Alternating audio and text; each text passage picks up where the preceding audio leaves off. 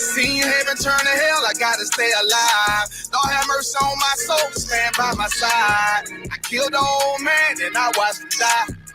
Lost a couple niggas, guess he wasn't my round. Hey, play my niggas, lay you down, they all down the ride. Keep my gun in my arm, I gotta stay alive. I gotta stay alive. Keep my gun in my arm, I gotta stay alive. Tell me we don't live in hell. My brother doing 55 in that cell. Nigga claiming he your round, he'll spin shell. Same nigga you put on to hit the stand and tell. How the fuck you turn your back on a nigga that love you? Treat your kids like my kids, treat you like a brother. I told my dog, let's leave the streets to serve the Most High. He said, fuck that shit, he trying to sell another pie. His daddy killed him, put him in the trunk, set him on fire. His wife was pregnant, he ain't never get to see his child. Had me thinking to myself, what happened if I die? Look my babies in the eyes, I gotta stay alive. I put my ego on the shelf and my pride to the side. I'm with some niggas who gon' step and got God on their side. Got in the Isupk, they keep asking me why. As I do the work of the Lord, I gotta stay alive. Face the east, pray alive. I seen heaven turn to hell, I gotta stay alive. Lord have mercy on my soul, stand by my side. I killed the old man and I watched him die. Lost a couple niggas, guess he wasn't my round. Hey, play my niggas, lay you down, they all down the ride. Keep my gun in my arm, I gotta stay alive. I gotta stay alive. Keep my gun in my arm, I gotta stay alive. You ever pump a pack with a snake by your side? Yes, I did. A man reach out to God before he died? Yes, I did. I know the Lord forgive us for these sins, but I'm starting to think the kingdom of heaven is for these kids. I told my daughter, there's one man in your bed, I won't stand for left. For my son, I hit your head on that fragile legs. I lost some niggas to that dope, I lost niggas to the feds. Remember Jono tried to stick me for that cheese on that bread, yeah, I was thuggin' with Lucky and that nigga left me for dead. Endured to the end cause I listened to what was said. Mother told me she loved me when she was sick up in the bed. I was running them streets but the truth made me a man. Shit I don't really speak cause she'll never understand. That's why I ain't even tell her about these voices in my head. I'm still trying to manage my anger like Uncle Craig. I seen heaven turn to hell, I gotta stay alive. Lord have mercy on my soul, stand by my side. I killed the old man and I watched him die. Lost a couple niggas, guess he wasn't my round. Hey, play my niggas, lay you down, they all down the ride. Keep my gun in my arm, I gotta stay alive. I gotta stay alive. Keep my gun in my arm, I gotta stay alive.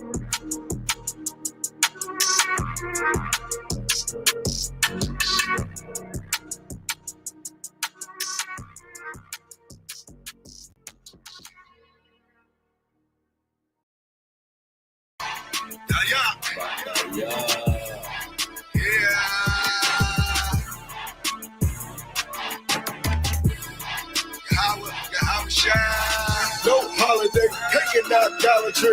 Watch how we fall away. It's a high holy day. Hands over like trumpets is blowing. Can you feel me and told me? It's a high holy day. The dedications, but real sisters got to have it. We feasting tabernacles. It's a high holy day. First fruits to spread 11 bread, and then the rest our head. It's a high holy day. No sweat, got a head start on you.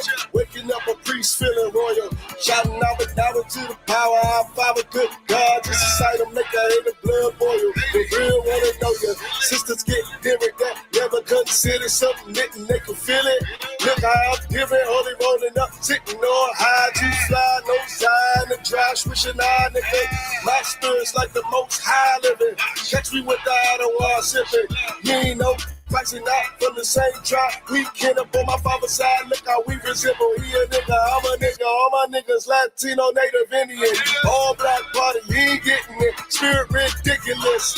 God washed our city, anointed us from the beginning. Wrapped us in linen, silk bracelets, ornaments, earrings that bling on our women. Got ornaments and a chain that swing from my neck. Big jewels in the crowns of the head of a bunch of mighty men. Though we all one body. My brother never go without it. If I got it, he got it, we got it together. Brotherhood is a weapon. Better watch how you step, who you threaten. It's a high holy day. No holiday, hanging out Dollar Tree. Watch how we fall away. It's a high holy day. Hands over like trumpets is blowing. Can you feel me and told me? It's a high holy day. The dedication dedications for real sisters got to have it. We feasting tabernacle. It's a high holy day. First fruits to spread 11 bread and say the rest our head. It's a high holy day. The tribes and binds the most high behind us. So it don't matter if we not desired. You cowards be quiet in the midst of a prince. Stand clear in your fears. Contagious like bravery on these all still men over here like Christ showing militants. Other camps effeminate. Scared to fight demons like addicts having habits. Fighters lying down instead of fighting on the savage. Shallow wild might, Hebrew individualites. But they think they all fall apart and got saved some way. Maybe one day you'll see just how it feels. Making 144 in my ears as I'm steering. To get there and had no fear, man. Chatting out the south, he called me the wheel, man. Every day my zeal been up and stuck like my garment. Pop that yacht, what they call me. I be like hard on the wall and I'm on it. Just give me the order so I know what the Lord wants. Meanwhile, I took a straw, drink a strawberry orange. All the warrior, be on the jacket and the floor page. Fist up, the union the Lord made. Get your kitchen ribs up, throw your fist up. Tell them what's your name. What's your name? What's your name? And they can't do shit at all. It's a high holy day, no holiday. Pagan idolatry. Watch how we fall away. It's a high holy day. Passover like trumpets is blowing. Can you feel your toe, man? It's a high holy day. The dedications for real sisters got to have it. We feasting tabernacle. It's a high holy day.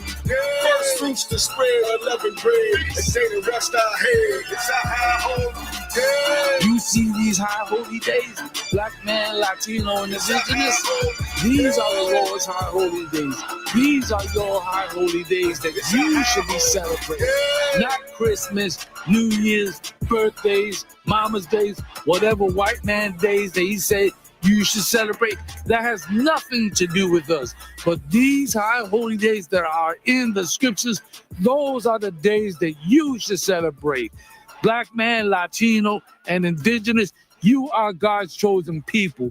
You keep these high holy days.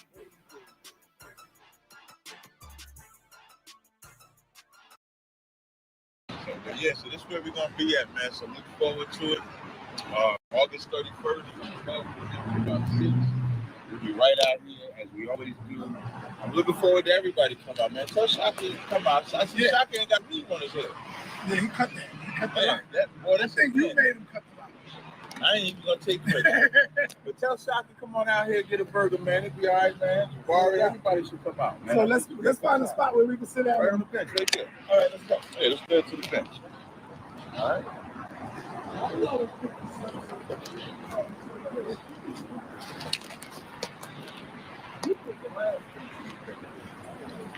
That was good.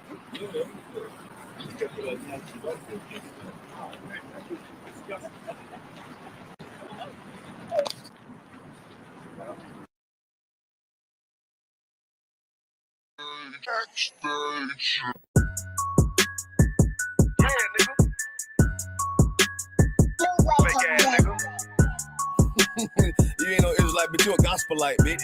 Fuck you talking about? If that nigga won't walk, bitch, we ready. It ain't hard to What when you up?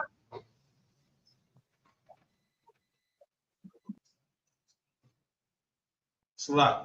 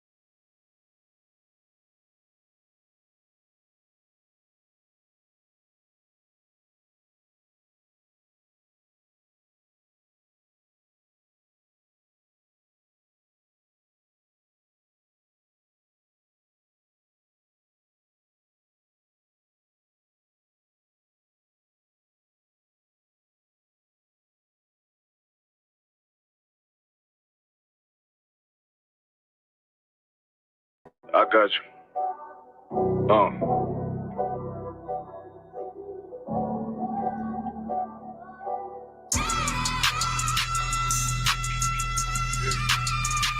Let it vibe real quick. Look. The city eyes, it's time to vote God. My God, a real nigga, cause he wasn't no flaw. Posted on the corner like a watchdog. Family secure, got that shotty in the closet by the mob ball. Fuck what they heard, tell them it's all true. Be cautious, that foundation faulty to fall through. They gon' fall. Look, I keep this shit 50 times 2. Ain't no more heart in this game, I'm John Q. Colder than the avalanche, way above average. Fierce taste sweet, told him make me an apple crisp. Left us in the valley full of bones, this where hope found. Java, come on, man. Dark sands get broke down. Riding through Evanston with Mark Quad. Telling me how the crackers turn his childhood to a ghost town. Focus out, nigga, I lay that game down.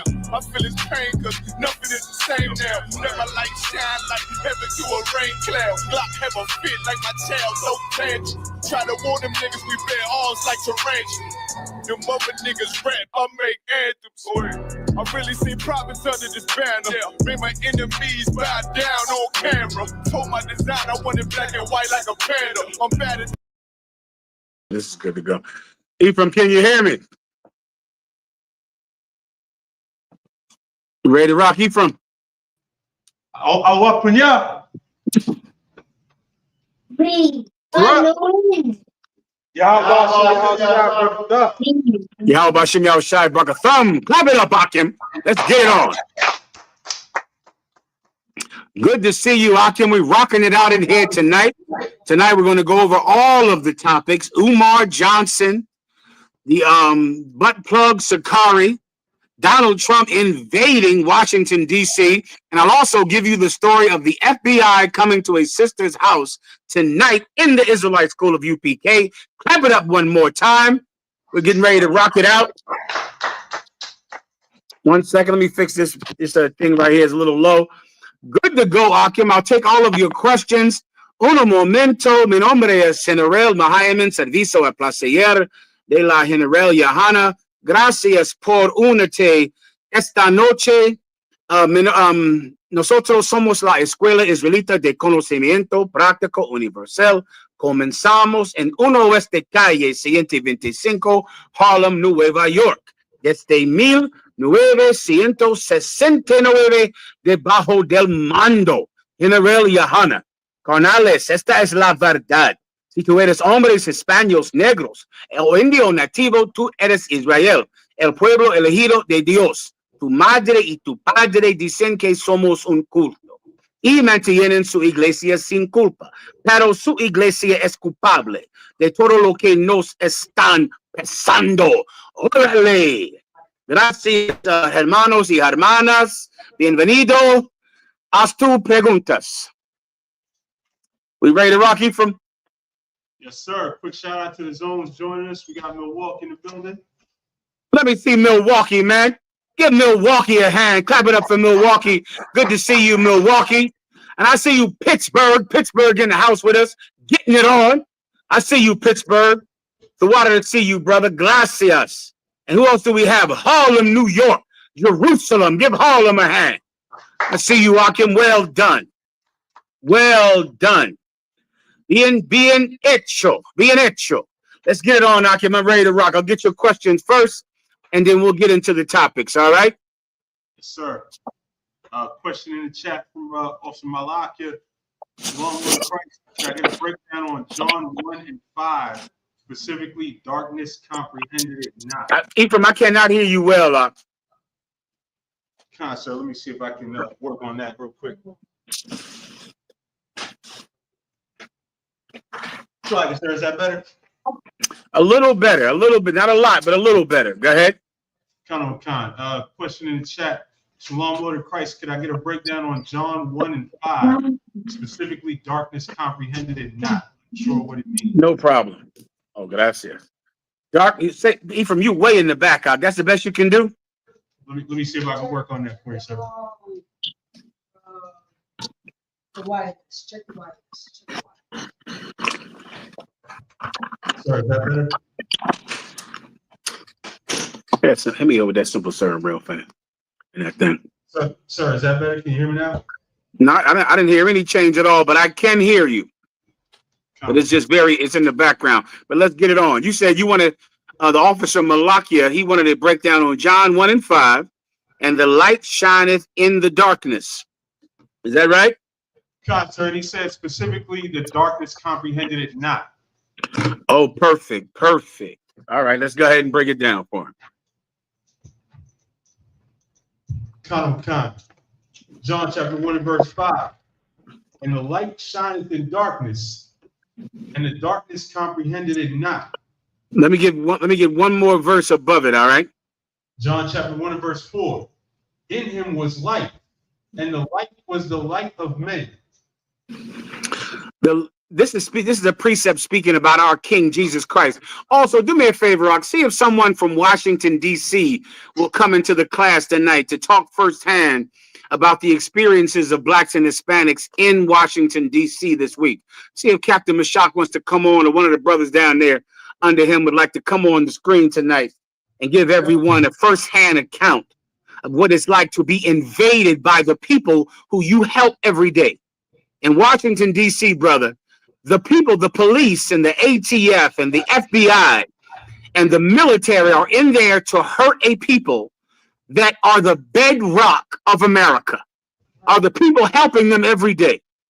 Blacks and Hispanics in Washington, D.C. are the pillars of that community and have been since the 50s.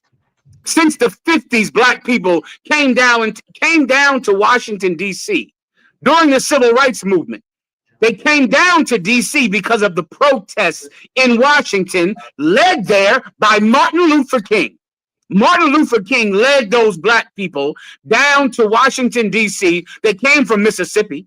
They came from Alabama. They came from Tennessee. They came from Georgia, and they walked on foot, taking breaks where they needed to, and they made it to Washington, D.C. on foot. And after the March on Washington, they stayed. They stayed there. And from that time on, they're the people that built that city, that built the sports stadiums and built the vast infrastructure that the federal government uses to take over the world. Those black people that you are terrorizing in Washington, D.C., those are the pillars of that community. Well, that's how they treat you, Akim. That's how they treat you, brothers and sisters. Well, let me tell you, Jesus Christ, a long time ago, he came into this world and he was the light of the world. Meaning what? If you follow Jesus Christ, you wouldn't live in darkness. The FBI came to the sister's home today thinking that she would go out and harm Donald Trump, that she would harm the supporters of Donald Trump, when she would never do anything like that. She would never harm anyone. Why? Because she believes in Jesus Christ. And she knows that he is the light of the world. And if Donald Trump would have followed Jesus Christ, if his supporters would have followed Jesus Christ, then they wouldn't harm poor brothers and sisters trying to get a job in California, trying to be able to find a home in Washington, D.C. Jesus Christ said he was the light of the world, but they rejected that light. What's the metaphor being used here, Malak? The metaphor is like living in darkness. So you can't see, you don't know where to go, you don't know what to do. You're groping and trying to feel around to see what to do because you live in darkness. So people that live in darkness make mistakes. They make mistakes. But people who will live in the light, they see where they're going. They do the right thing because everything is laid out in front of them because they have the light. Jesus Christ is the light of the world and they rejected it. You understand?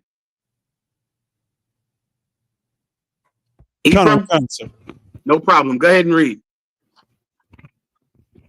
Salaki, sir. Verse 5, and the light shineth in darkness. And the light shines in darkness. This world, brother, we live in darkness. Donald Trump is making it extremely clear that this world lives in darkness. Show me some of the images of Washington, D.C. up. And someone else call up down to D.C. and see if I can get someone to come on tonight. All right? Yes, sir. DC is in darkness, brother. In darkness. Imagine living in DC where you're struggling to survive. Do you know how much gentrification has happened in Washington, D.C., black people can barely live in that city. There's so few black people still left in Washington, D.C. because they cannot afford to live there because of gentrification. The few people living there are working in hotels and government buildings and trying to eke out an existence in that city where the rent is about $3,000 a month. And now there's a tank coming down their block to harass them and terrorize them simply because they're too poor to have a place to live. That's darkness. We're living in darkness. And when you live in darkness, what happens? Because you don't know what to do, you get involved in crime. You get involved in drug addiction. You get involved in illicit activity, sexual misconduct. Umar Johnson lives in darkness. The Sakari lives in darkness. Let me show you what it's like to live in D.C. Go ahead and play this, brother.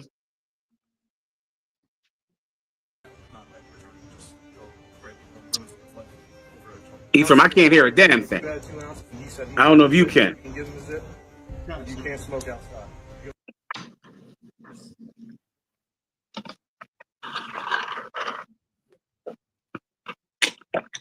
So I'm going to pull up a different file on that. No problem. I can just break it down. People have usually they've seen this video of black people just sitting outside, sitting on the step, and here comes the FBI, the ATF, the park rangers. Smokey the Bear comes down the goddamn block to harass them.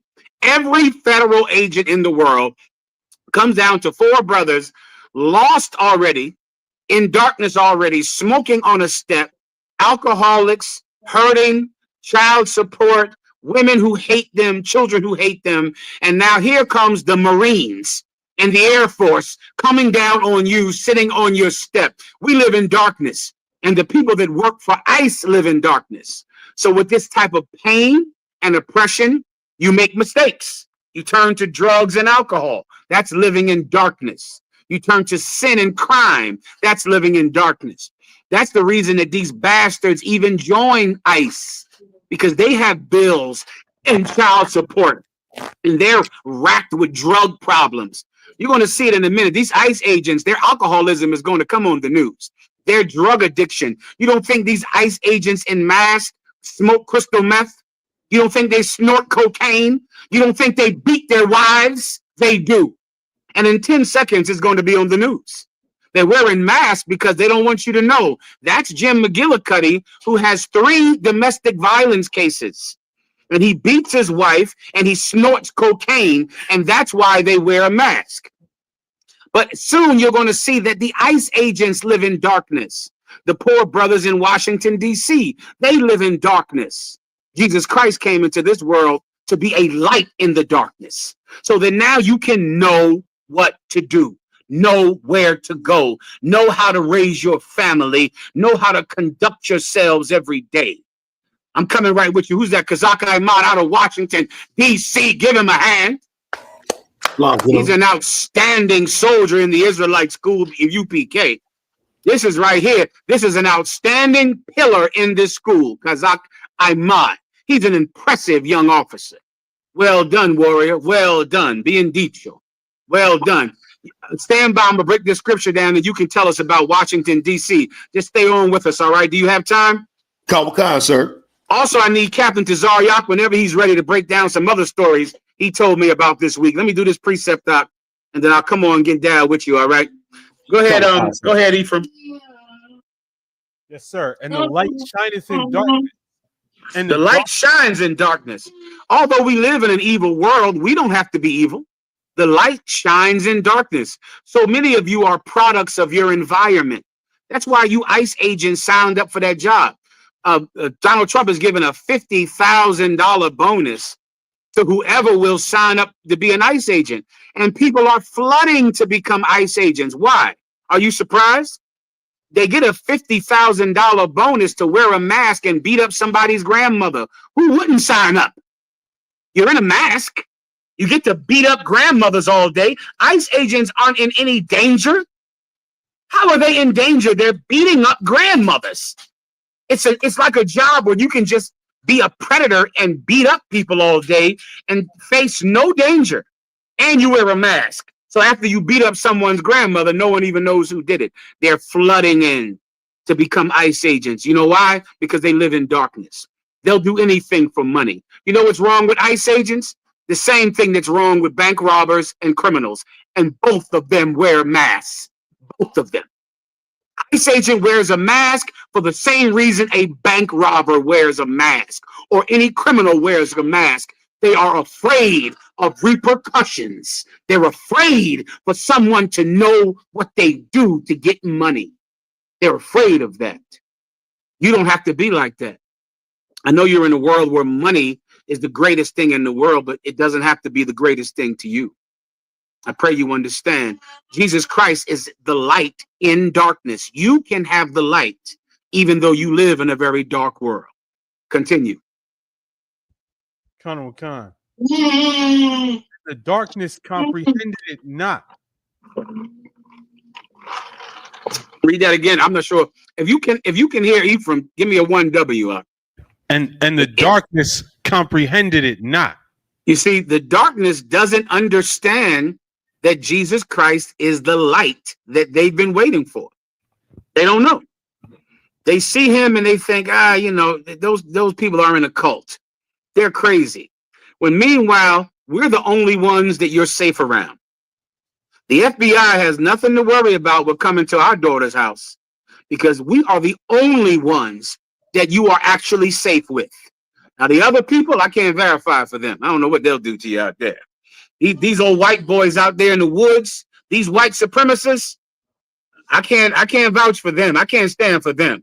But daughters in the Israelite school of UPK, brothers in the Israelite school of UPK, we would never harm anyone. We would not break a smoking reed. We would not crush a blade of grass. We wouldn't do that. That's not who we are because we have the light. We understand that you shouldn't harm people unless it's for self-defense. We understand that you shouldn't try to hurt someone who hasn't harmed you. Now, you ask ICE agents if they've learned the same. Ask them. Ask them if you've learned that you shouldn't harm someone who is not trying to harm you, that you should be gracious and kind to the elderly, that you shouldn't take up violence against someone that is not taking up violence against you. You see, we are the peaceful people of the planet Earth, but the ICE agents, you are the violent. You understand? You live in darkness. Anything else, Ephraim? Lie, sir. That's all on that. Okay, what's the next? Let's bring Kazak Ahmad up real fast, all right? Kazak Ahmad, what's going on, warrior? How about Shem Yahushai Barakatah? Shalom, General Yahweh Shem Yahushai Barakatah, sir. Good to talk to you last night. Listen, I'm glad you came on tonight, brother. I want to see if I can get a first-hand account of what's happening down there in Washington, D.C. Give me some images, if you could, up on the screen for me, please, brother. Ephraim will put them up on the screen. Listen, there's terrible images coming up on everyone's phone, man. You grew up in the DC. You grew up in the DC area? Not originally, sir. I got over here through Esau's military, and then I came. Ain't that something? I forgot about that. So you're in DC because you fought in the white man's military, came up to DC, and now you're living in DC. Now you're part of the economy and the infrastructure of DC because you came to serve this country. So many people in DC are just like you. They came up here because Martin Luther King told them to come here. To fight for rights and fight to improve their lives. You came to DC in the white man's military, went and stayed there to make a home for yourself. Now you're being terrorized by masked men every day. Please, Kazak Ahmad, please explain to the brothers and sisters who aren't from DC what's been happening this week. Khan, General, just to piggyback on what you were saying earlier, DC for a long time has been gentrified. And Esau has been pushing out the brothers and sisters that are originally from DC. Grandparents came from Alabama following Martin Luther King. And so they've been pushing all black people out of DC to the point where most brothers that are from DC don't live in DC. Most of the people in DC now are from somewhere else. So that's the first part of it. And then right now with Donald Trump taking over the Metropolitan Police and acting National Guard, it's like it's martial law. It's martial law without him declaring martial law. They're police in the streets, and it's like the what the police officers would normally do, you have soldiers now treating blacks and Hispanics in DC like they are an enemy force in America. Going and like how the Israelis are doing the Palestinians. It's the Esau was doing that to God's people in DC, but worse, way much worse. They're stopping brothers, asking for their papers, like this is Nazi Germany. It's if I wasn't in the truth, I would say it's unbelievable, sir. But Commander General Hanna has been saying this day would come, and so it's not surprising to me. But it's to those in the world, it's unbelievable to see that this is actually happening in America, and this is happening in the nation. And now, and back when you were in the world and you were in the white man's military, these are the kind of things you saw the military do in Afghanistan. The water, sir. This is exactly what Esau does overseas to enemies. So you're in the white man's military. You're seeing the exact same practices that you saw in Afghanistan, but now they're happening in Southeast DC, Southwest DC. That's well, right. Listen, that's our reward for being the bedrock people of this nation. Can you imagine? They're not harassing the billionaires who take from everyone, who pollute the environment, pollute the water, pollute the food you eat and the air you breathe. They're not harassing them. Right. They're not policing them, but they're going and terrorizing the people who only get taken from, right, who only get harmed. Doc. The amount of cruelty that our oppressor has for us, Doc, I've never been able to understand it. I've never been able to get how, you could hate someone who serves you all day. Right. Someone who serves you, someone who gives you your coffee and your food and sweeps your floors and who watches your children and who feeds you. And yet you see them as an enemy when all they do all day is help you. Our oppressor, Rock, is an animal. He's just an animal, Rock, and he is unfit to be in charge. And the biggest reason he shouldn't be in charge is because of his lack of compassion, Rock. That's right. Lack of compassion. Compassion is something that I know this world can't stand. I know you got Joe Rogan and Donald Trump and all of you Navy SEAL hunters out there. The whole internet is full of Navy SEALs. Before the internet, I would have never known that everyone was a Navy SEAL. I didn't know that. Before you know it, everyone is a Navy SEAL, super op agent, tactical warrior. I didn't even know that. Who knew? I didn't even know that it was so many of them. Well, they're everywhere, and all of them are tough as they could be. They're so strong and tough. And they're so tough because they went over to Afghanistan and they killed goat herders. They went over to Afghanistan and killed people who were goat farmers, and they came home thinking that they were General Patton. They thought they were MacArthur because they killed a goat herder in Afghanistan. Now they come to DC and harass a brother selling food on the sidewalk. A homeless person living in a tent. And they think they're soldiers. Can you imagine going over to a homeless tent, taking over the tent, dragging the people out, and thinking you are a big, badass military man? That's a hero? You think you're an American hero? Because you could beat up a people with no defense. Let me tell you something. The Lord God that sits in heaven, he defends the poor. He defends the weak. They don't defend themselves. God defends the innocent. God defends the people that are too small to defend themselves. I'm going to give you that in the Bible in 1 second. I pray you white boys out there understand. You think you have nothing to fear from the Israelite school of UPK or blacks and Hispanics? Totally. You don't have to fear us, but you should absolutely be in fear of our God. That's right. You should absolutely be afraid of him. And if you were afraid of him, you would save your life. You would. Because Doc Ahmad, what else do you want to say about DC? Break it down. If I made you just touched on it. The part that a lot of people don't understand is that homeless population that's in DC. DC is very particular in that a lot of veterans that served in Esau's military, they choose to come to DC to be homeless. And it's almost like it's like a FU to the system. Look what you did to me. And look what you like. You will see a lot of the majority of the homeless population in DC are veterans. A lot of them are Vietnam veterans, the Korean War veterans, Operation Iraqi Freedom and the Gulf War. Most of those brothers that are being pushed out of these tents, throughout DC served Esau just like the soldiers that are right there. And they served valiantly and bravely and courageously for a dishonorable beast, just to be treated like trash after their service. And so what you said, General, is so heavy.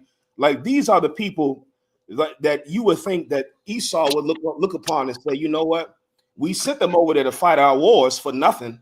We sent them over there to come back with no limbs, and they lost their wives, they lost their sanity, they lost everything. You would think that, okay, we can have some compassion for the very men that served us, that went and protected us and protected our right to be racist and fly this stinking flag. But General Esau, he has no regard for the old, the young, or anybody, sir. Salaki. Let me tell you, so many people know now that it was a mistake to make Donald Trump president. I don't think you know how far it goes. Our oppressor should not rule the world anymore. That's right. He can't be in charge anymore. And you and I can do our part to make new leaders of the planet Earth. And that's the only way that the poor will ever receive justice. That's right. The people in charge of the world right now are simply too cruel to be trusted with power. They're just too cruel. And we've been saying this since 1969. Commanding General Yohana has taught this, but no one has seen it because they are in darkness. That's right. They're in darkness, and because of that, they haven't seen what we're saying is true. Right. But now it's going to be impossible to avoid, impossible not to see. Did you want to say anything else, Kazak? If I may, General, too, I just Please. For those that don't know, if you are in DC, the DMV, the DC, Maryland, Virginia area, we've been coming out. Commander General Yohana has been coming out in DC for as long as I can remember. Before I've been in the truth, you understand? And this is exactly these prophecies that the general is bringing out tonight. This is the same thing that they have been saying for years. And a lot of you Uncle Tom Negroes in DC, you turned your nose up at the UPK on 7th and H in Chinatown. You turned your nose up and you spit and you mocked and you tried to kill Commander General Yohana and the ISUPK, especially when Barack Obama got elected, because you didn't believe that what these men of God were saying was true. And now that I'm in the truth, General, and I'm seeing this come to fruition, it's sad, but it's like, what a better time to be in what a greater time to be in the truth, General. Salaki. Listen, este es día glorioso. Este es día glorioso. This is a glorious day, brother. That's right. This is a glorious day. Everything that we said is now coming to pass, and we're prepared for it. That's right. We understand it. We have men and women that love each other enough to make it through the dark times. What I would advise everyone in the Washington, D.C. area, go online and find the Israelite School of UPK in Washington, D.C. Find out where we teach at. Find out where our classes are. Where our classes at in Washington, D.C. Kazak. You want the address, General? Please. Kanawakan, 3807 Allison Street, Brentwood, 3807 Allison Street. Go ahead. Brentwood, Maryland, sir. Brentwood, Maryland. Say it one more time, please. Kanawakan, sir. 3807 Allison Street, Brentwood, Maryland. And what can they subscribe to online? ISUPK what? ISUPK Washington, D.C. on Facebook, Twitter, Instagram, YouTube, all the social media platforms, ISUPK Washington, D.C. You find us in D.C. You don't have to be alone, huh? That's right. You don't have to be alone. We're not. We'll do this we'll do this by ourselves. That's right. We'll do this by ourselves. We'll do it. And we'll make it through this, Sock. And listen, and smoke won't touch our clothing. That's right. Smoke won't touch our clothing at the end of this. It'll be fine. It'll be fine. Estamos bien. That's right. We'll be fine. No big problem. Let me show you the FBI at the door today. Let me show you. Put the FBI up there that came to the house today. Let me show you this, Kazak. 1 second. It's not time for my topic, but I'll just show you a second real fast. These FBI agents, they don't make FBI agents the way they used to. Back when they used to follow me out, they used to be clean cut. Look at these bastards came here today. Look at these cats right here. These cats look like a biker gang, or I don't know, whatever this type of white man is. This is a type of white man that's everywhere now. What am I looking at here, Kazak? This is whatever. Rewind to the beginning again to see the one with the sunglasses. rewind so you can right there, right? Freeze him right there. Wait, bring him back up right there. What is this type of white man? Because he's everywhere. He don't shave. What happened to shaving up? Right. When the FBI first started following me back in the day, they had suits and ties on, man. And listen, even when they had like a regular shirt, they would tuck in a t-shirt. They tuck it in the pants and look all proper, clean shaven.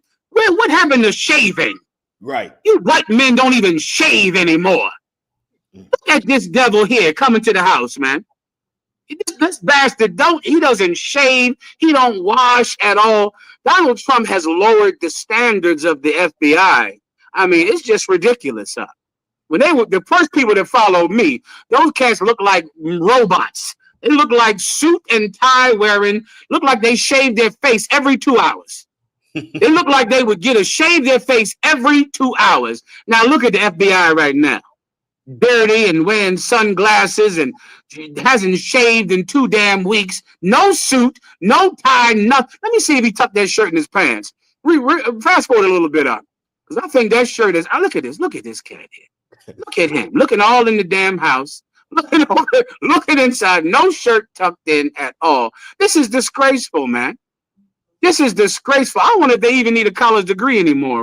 Well, this is the FBI right now. The brother said DEI hires. Give him a hand. That's right, please. DEI hires. Look at these DEI hires coming to the house for some little girl that scared them on the internet who is harmless. Who is harmless. Give me the rewind again to see his face up there on the screen. I'll go into this in 1 second. We're going to talk about the whole goddamn thing in 1 second now. But what everyone should understand is that we don't commit crimes. We don't harm people. We don't harm one hair on anyone's head. What we do is shine a light so that the people who are being harmed know that they don't have to turn to a life of crime. They don't have to turn to self-destructive behavior. There's a way to build yourself and to never become like the monsters who haunt you day and night. There's a way to do it. There's a way to do. You don't have to become like the FBI and the ICE agents that are hunting your steps everywhere you go. Don't be like them. Don't harm people. Don't shoot people. Don't sell drugs to people. Don't beat up old ladies. That's what they do. That's what they do. This man here, he beats up old ladies. He harms people. He harasses people. He's violent. We're not violent. We don't do things like that. But he does. He does. We'll go at the end of the class. I'm going to tell you the entire story. Let me just try to get to some of your questions tonight, okay? Paciencia, por favor. All right? Patience, please, okay? Let me get it real fast. Dawada Kazaa, you can just hang out and stay by unless you wanted to roll. It's up to you, of course, all right? If you have anything you want to say, just sound off and let me know, and you speak whenever you feel like it, all right? If I may, Jonah, real quick on these FBI agents, there's a spot in Lexington Market in Baltimore. It's like Kensington, Allegheny, and Philly. And these devils right here look like they belong in Lexington Market, K&A in Philly. Like, they don't look like FBI agents. They look like meth addicts. Yeah, they meth heads. You think that white man, show his picture. You think he doesn't snort cocaine? I know a white man, he snorts cocaine. He would have been a wonderful customer back in the day. That cat, both of these cats, especially that one with the sunglasses. Oh, you would have bought a new Hellcat with his money. Listen, that one with the sunglasses on, you could have bought a Hellcat with his coke money right there. Him right there. You could have bought a Hellcat. You could have bought one of those new Corvettes brothers were driving, or those Jeep brothers were driving back in the day. He's a coke fiend. Mm-hmm. He's a cocaine addict. And of course, his job is probably going to 200 houses every day because everyone hates Donald Trump, because everyone hates violent men. And what he has to know is Donald Trump is violent. Our sisters are not. Donald Trump is violent. That's right. But we're not violent. We wouldn't harm Donald Trump, and we wouldn't harm any of his supporters. But Donald Trump will harm us. He will. And his supporters will harm us. The Zaryak has a story about one of his supporters unaliving someone. unaliving, I think, a homeless man with no legs. And he unalived him. They're violent, not us. And you're going to see it because let me tell you, Donald Trump is going to bring me up full screen. Donald Trump is not going to stop with blacks and Hispanics. He's not going to stop with California, DC, and New York. He's going to hurt white people too. Donald Trump is going to hurt white people. How do I know that? What does Donald Trump think he is? He's really the president. But what does he behave like? Who wants to answer my question? Donald Trump is the president, but what does he behave like? Donald Trump behaves like a king. He behaves like a king. And kings do not allow anyone to have the right to defend themselves. America used to have a king. His name was King George. And King George oppressed white people in America. King George oppressed George Washington, Thomas Jefferson, Benjamin Franklin. You see, when America had a king before, he didn't harm only black people. He didn't just harm the North American Indian.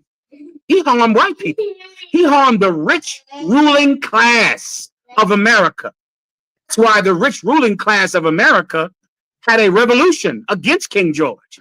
You white people out there, I know you love to see Donald Trump beating up black people and beating up Hispanic grandmothers, but he's going to beat you up too, just like King George did, just like your last king did.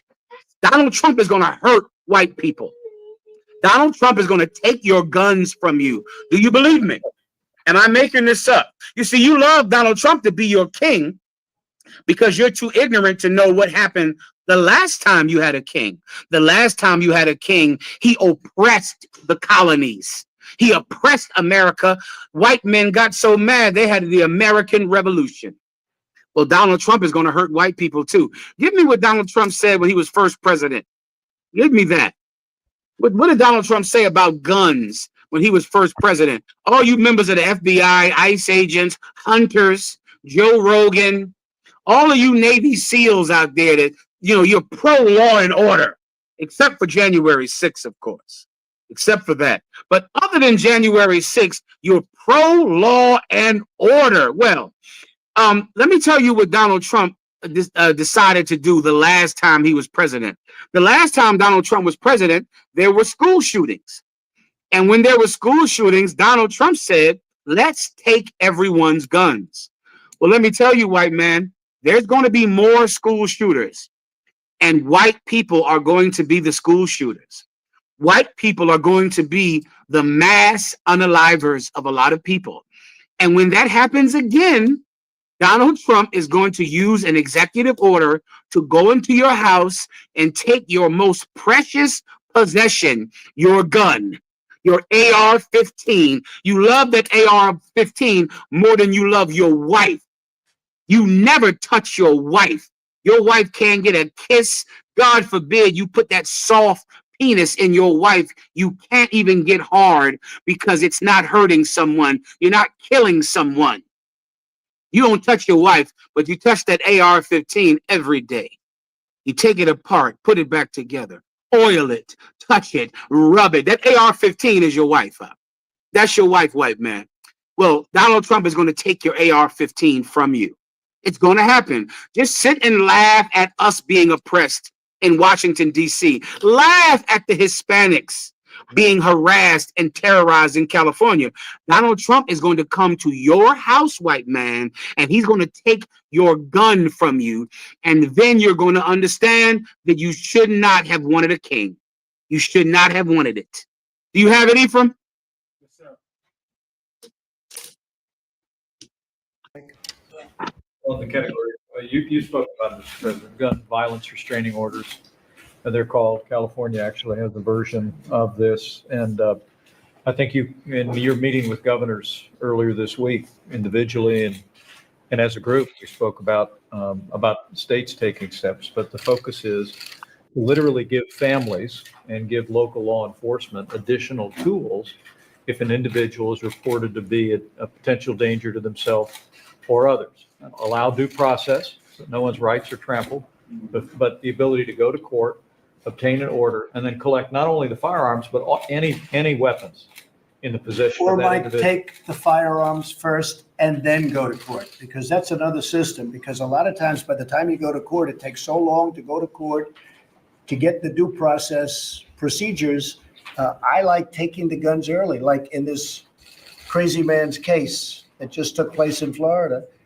He had a lot of firearms. They stole everything. To go to court would have taken a long time. So you could do exactly what you're saying, but take the guns first, go through due process second. Hey there, Did you thanks hear for that? checking out Kazak CNBC on Ahmad, did you YouTube. hear that? Be sure to subscribe to stay up to date on all of the day's biggest. Kazak Ahmad, did you hear what he just said?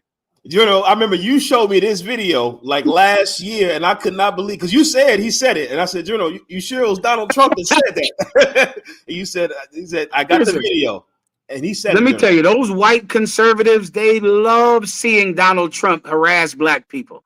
They love seeing Donald Trump harass Hispanics. What they don't know is Donald Trump doesn't believe in courts. He doesn't believe in due process, but white people are so arrogant, they think it will never happen to them. You forget about the last time America had a king. The last time America had a king, white people had a revolution. They had to go to war and fight to get rid of that king. He's not going to stop with blacks and Hispanics. Do you think that's all the power he wants? The power over the ghetto? You think that's all he wants? He wants to own you out there in Oklahoma, in Mississippi, in Tennessee, in the woods of Pennsylvania. He wants to own you as well. And he doesn't want to go to court. You hear what he said? Well, when you go to the judge, that takes too long to go to a judge. I'm King Trump. Take their guns now. Take them now. Go to court later. Oh, when this day comes, and this day is going to come. When it comes, you know what white people are going to do? Guess what? Because they're not going to march. Lie, sir. When Donald Trump comes to take these guns from white people in America, they're not going to march. You know what they're not going to do? They're not going to church. You know that, Kazak Ahmad? Sir. You understand? That you right now, you're afraid of the FBI came to the house of a 16-year-old girl today over a tweet that she made. This girl is 16 years old. They came to her house. FBI, listen carefully. When Donald Trump takes these guns from these white boys, from these Navy SEALs, from these tough guys, from these UFC fighters, when Donald Trump comes to take their guns, they're not going to tweet. Right. They're not going to pray. They're not going to let Jesus take the wheel. They're going to do what they did the last time someone tried to take their guns. They're going to do it again, FBI. I'm just giving you a heads up and a warning out of kindness. Out of kindness. All right. Anything else? Kazak, let me go on to the next story, unless you wanted to say something else, Kazak. I'm too loud, General. I'm gonna stay up here, sir, and just chill in the back. I appreciate you, Warrior. All right, Ephraim, are you there? Con. We got a question in the room, sir. I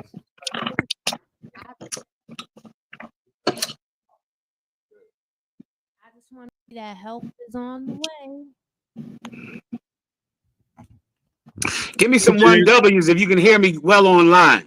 Could you hear the sister, sir? I heard nothing.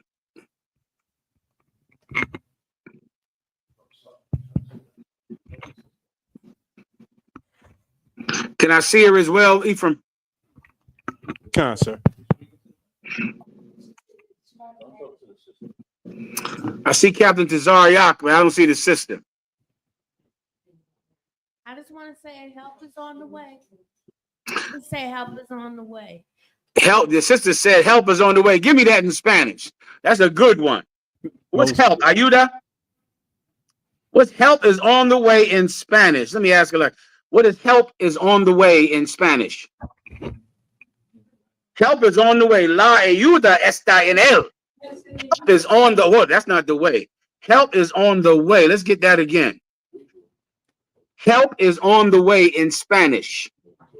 So like in Spanish, you would say, La ayuda está en camino. La ayuda está en camino. La ayuda está en camino. Clap it up for the sister. Well said. Go ahead, Doc. We got the Simeonite brother in the room. I'm sorry, Simeon. Break it down for me.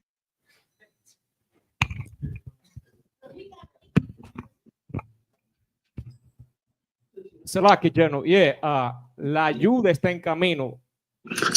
La ayuda, what? La ayuda está en camino. La ayuda está el camino. Salakia, en. Ian, Salakia. Ian, la ayuda está en comido. Comido? Camino. Camino. La ayuda está en camino. La ayuda está en camino. La ayuda está en camino, correct? Gracias. All right. The water, well said. Give the sister a hand. La ayuda está en camino. Well said, sister. Damn right. Go ahead, Warrior. Anything else? So we have Colleen joining us, and they have a question. Let me see Colleen, Texas. Man, I see you, Colleen. You getting it on out there. Colleen, before I forget again, give me a call after the class, all right? The water, Colleen, what do you have? What do you want to say? Khan, sir. We have I have a question, sir, but we have a few questions actually. Please. I'm gonna let the trooper go first. Go ahead, trooper. The water, sir.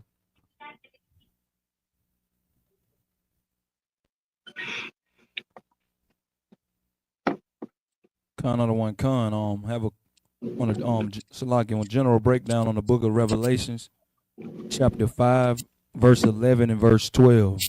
Trooper, try to be nice and loud. I haven't seen any 1Ws about my sound, which leads me to believe my sound is terrible. All right, no problem. I'm wrong again. We've been getting a lot of 1Ws. All right, no problem. Okay, go ahead, Trooper. What was your question? Khan, verse. All right, you can stop the 1Ws now. Chapter go ahead. 5, Salaki. Revelations 5 and what? 11. I don't want. Revelations 5 and 11. You got it. Salaki, I don't want. Is the sound better? If you could just speak up, that might help me. The book of Revelations, chapter 5, verse 11. Mm-hmm. And beheld, and I've heard the voice of many angels round about the throne and the beast and the elders, and the number of them was 10,000 times 10,000 and the thousands of thousands. Verse 12. Let me just tell you what we're talking about here. This is what the Bible calls the host of heaven. The name host is like army, right? So this is a Bible scripture describing what John saw when John saw the armies in heaven. Now remember, John is imprisoned by the Romans because they thought that John was an enemy to the state. Now an enemy to the state is a 16-year-old girl. She's an enemy to the state now. They came to her house today, a trooper. Back then, John the Revelator, John who wrote the book of Revelations, he was considered an enemy to the state, and he was poor. He was suffering, and his men and brothers were being killed, and they were harmless, innocent men who wouldn't harm anyone. He was in prison, and he had a vision, and in this vision, he saw God's army, and they were how many? Khan. 10,000 times 10,000 and thousands of thousands. Now, trooper, this is what I need you to do for me. This brother is locked up in jail, and he's seeing this army. Why is he seeing it? Why is God showing him God's army? Why is he seeing it, trooper?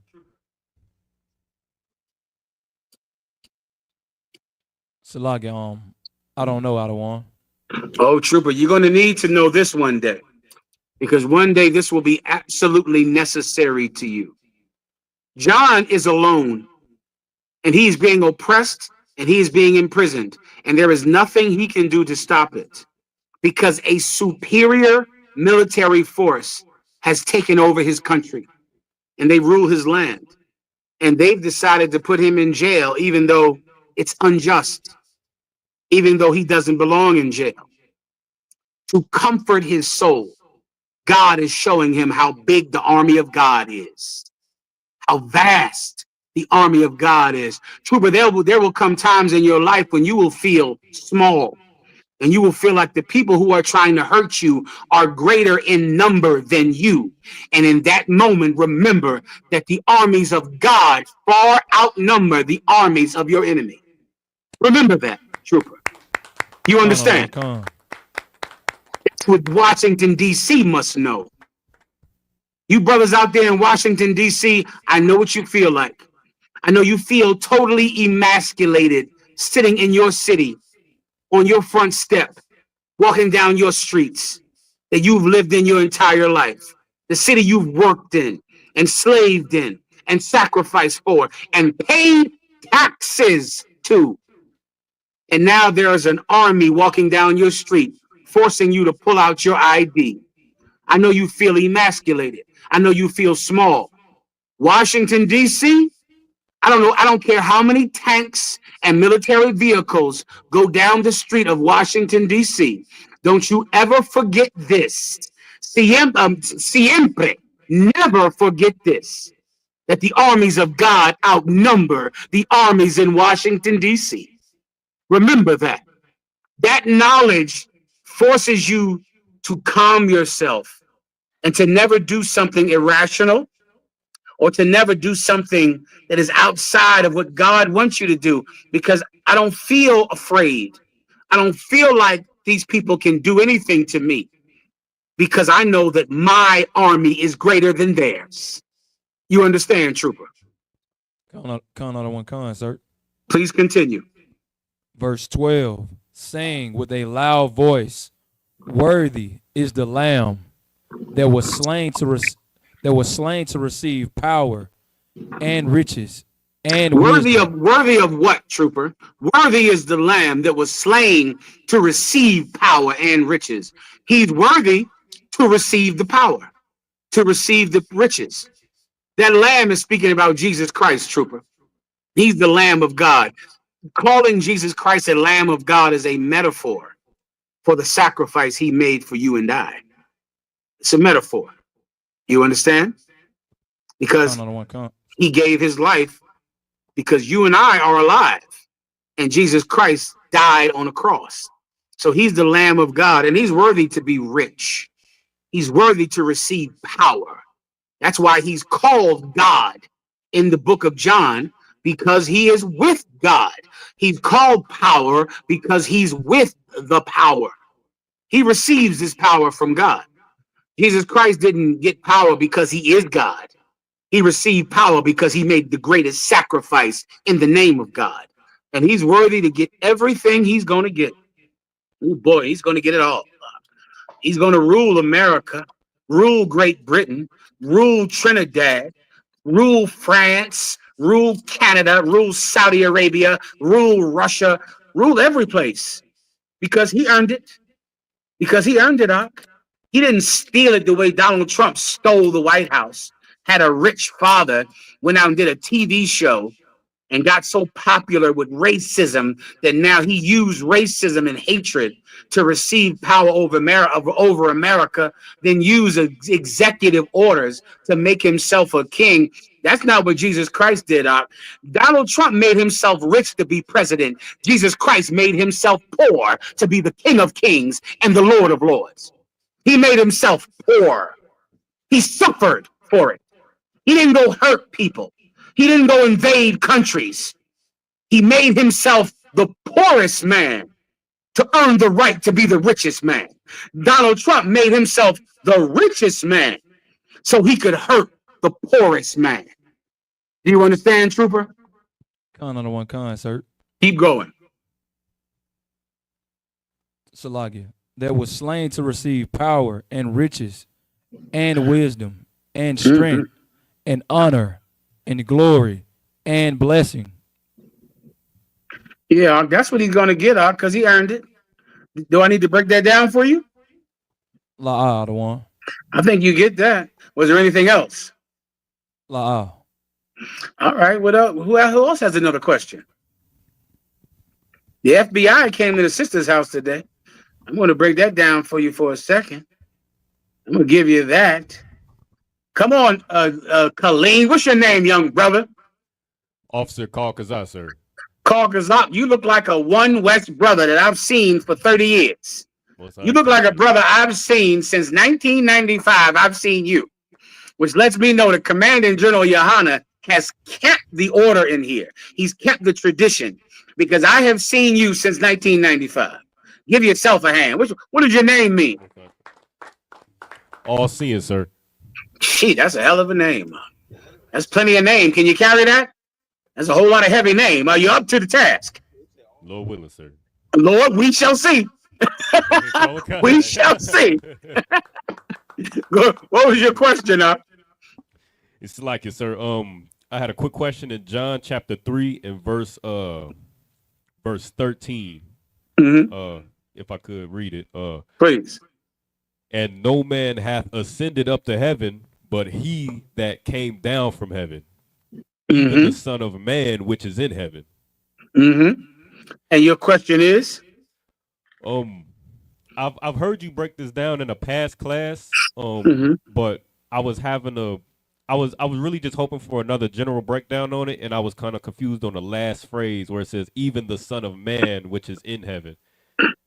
Yeah, the Son of Man, the term Son of Man is a term that was normal in Israel. We said it for anyone.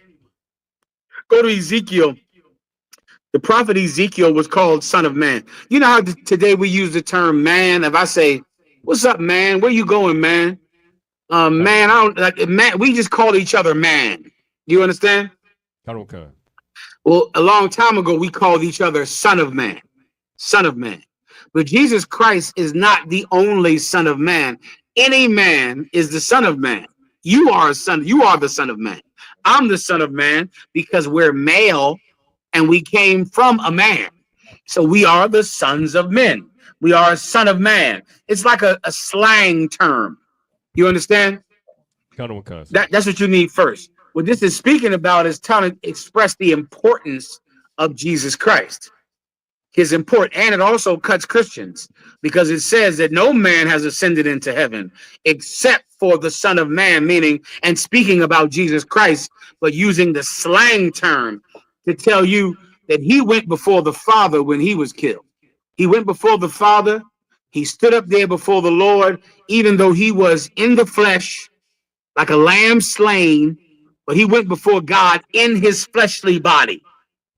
The Bible says when Jesus Christ came before God, he was as a lamb slain, meaning wounds and stabbings in his body.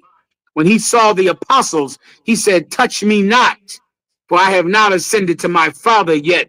He showed Timothy the wounds in his wrists from being nailed to the cross. He rose from the dead in a fleshly body and went to the Father in his body. Nobody did that except for him. Nobody did that ever. And then, brother, he was given the throne to rule everything, to sit on the right hand of the Father. That's what that precept is about. Did I break it down to you for your question, or was there another question that you had? If you yeah, it's something I'm not. It's was that the whole breakdown for no, give me the specific part that you want to ask me about. Just ask me about that part.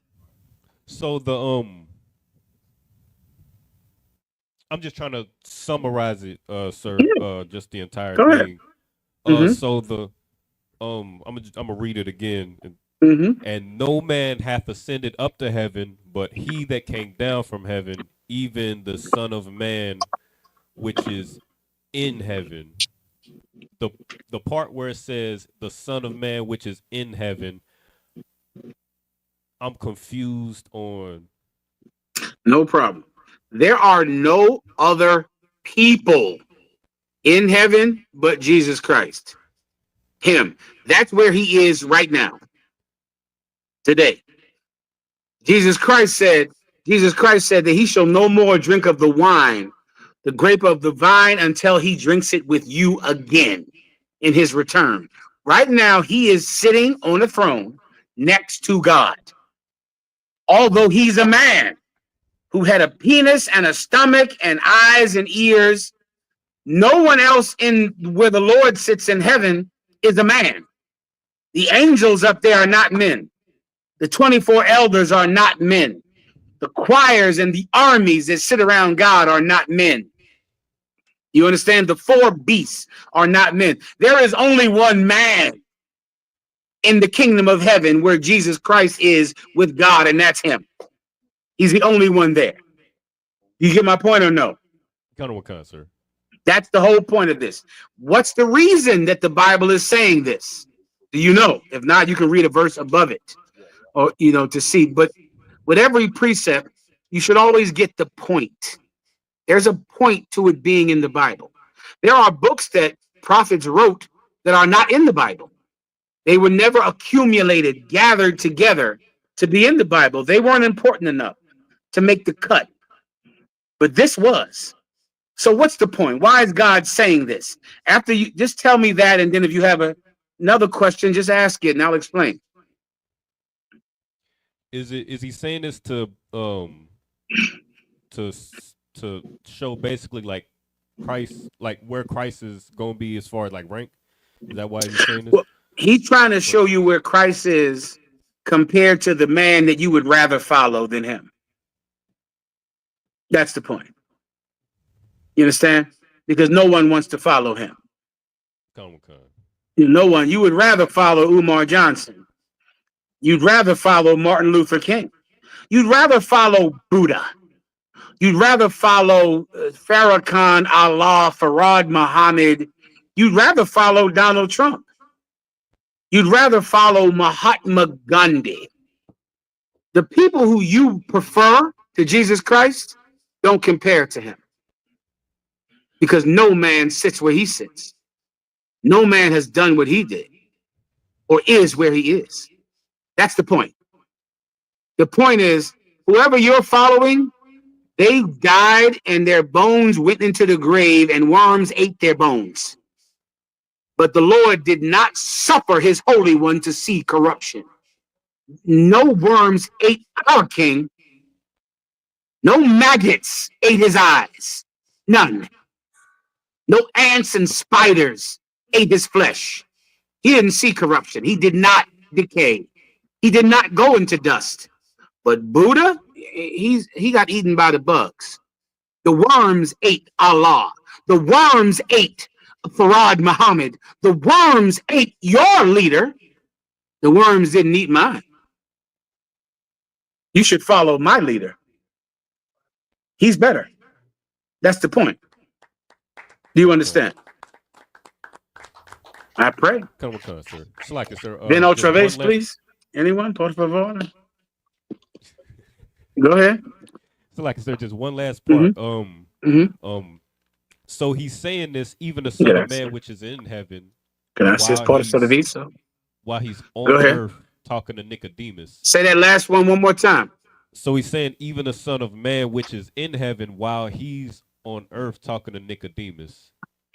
Oh my goodness! Break it down one more. Say it one more time. So he's saying this while he's saying so when he says the Son of Man, which is in heaven, he's talking about himself, right? Mm-hmm. And he's saying this while he's on earth talking to Nicodemus. Absolutely. Would you like to try to explain before I do? Slack it, sir. I have no idea, sir. I'll explain it to you if I could. I'll explain it to you. Let me give one verse above it, and I'll try to rock it out to you to make it all link up. All right. What verse are you in right now? I'm in verse 13. I'm gonna go up to 11 if I could, sir. Let me see. What you got here? That's all I need. Go ahead, Doc. The book of John, chapter 3, verse 11. Verily, verily, I say unto thee, we speak that we do know and testify that we have seen, and ye receive not our witness. You get that, right? They don't believe him. Right. They try to tell you, but they still don't believe him. Go ahead. Verse 12. If I had told you earthly things and ye believe not, how shall ye believe if I tell you of heavenly things? I've told you things that are clear and right in front of you. You don't believe them, but you want me to explain something to you that's spiritual. So you don't believe the things that I tell you that are earthly.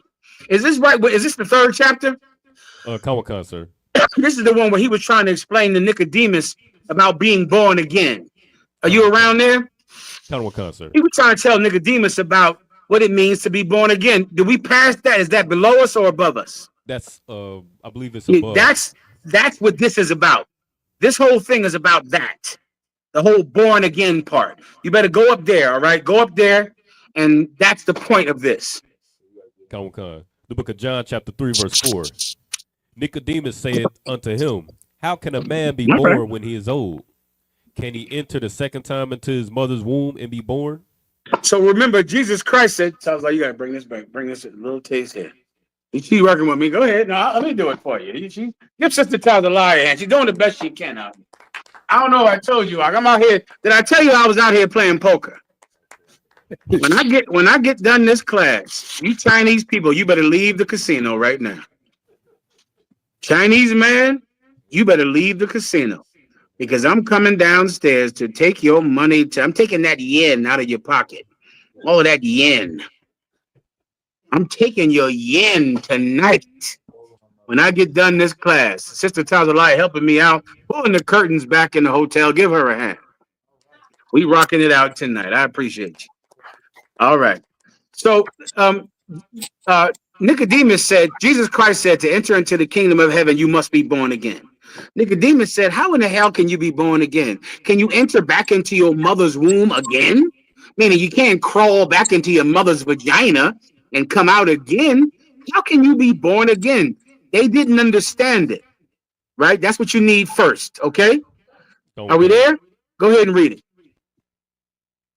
Verse 5, Yahushua answered, verily, verily, I say unto thee, except a man be born of water and of the Spirit, he cannot enter to the kingdom of God. You got it. He said, unless a man be born of water and the Spirit, he cannot enter the kingdom of God. Now, remember, water is, you know, how a woman breaks her water. You know, a woman has a baby, her water breaks. And when her water breaks, then now the baby is born. Jesus Christ is saying, unless a man be born of water and the Spirit, that man cannot enter into the kingdom of God. This is spiritual. He's using the metaphor about life and a woman breaking her water. But he's not talking about that. That's a carnal thing, a fleshly thing. He's talking about a spiritual thing. Keep going. Verse 6. That which is born of the flesh is flesh. You see, if you're born of the flesh, you're flesh. Meaning, what's your birth? You coming out your mother's womb and you just learned whatever your mother told you. You just grew up and became whatever your mother wanted you to be. All right, you're flesh. You're just whatever your family wanted. That's you. Right? Will you grow up Christian? Huh? You grew up going to the church? Or was your father a drug addict and now so are you? Is that what this is? Are you simply flesh and blood? Well, if you're simply flesh and blood, you're like an animal. You know, a cat or a dog. A cat or a dog, they don't have any, they don't change from their breeding. You understand? If I have a pit bull, he is more likely to be violent.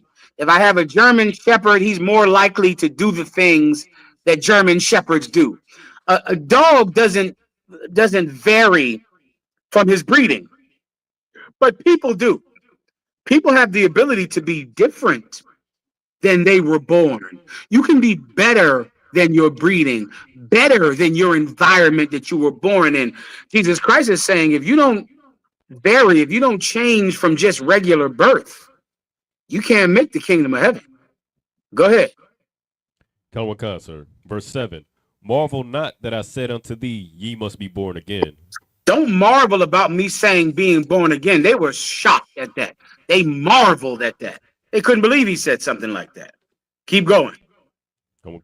Verse 8. The wind bloweth where it listeth. The wind blows where it listeth. The word listeth is like the wind blows wherever you hear it.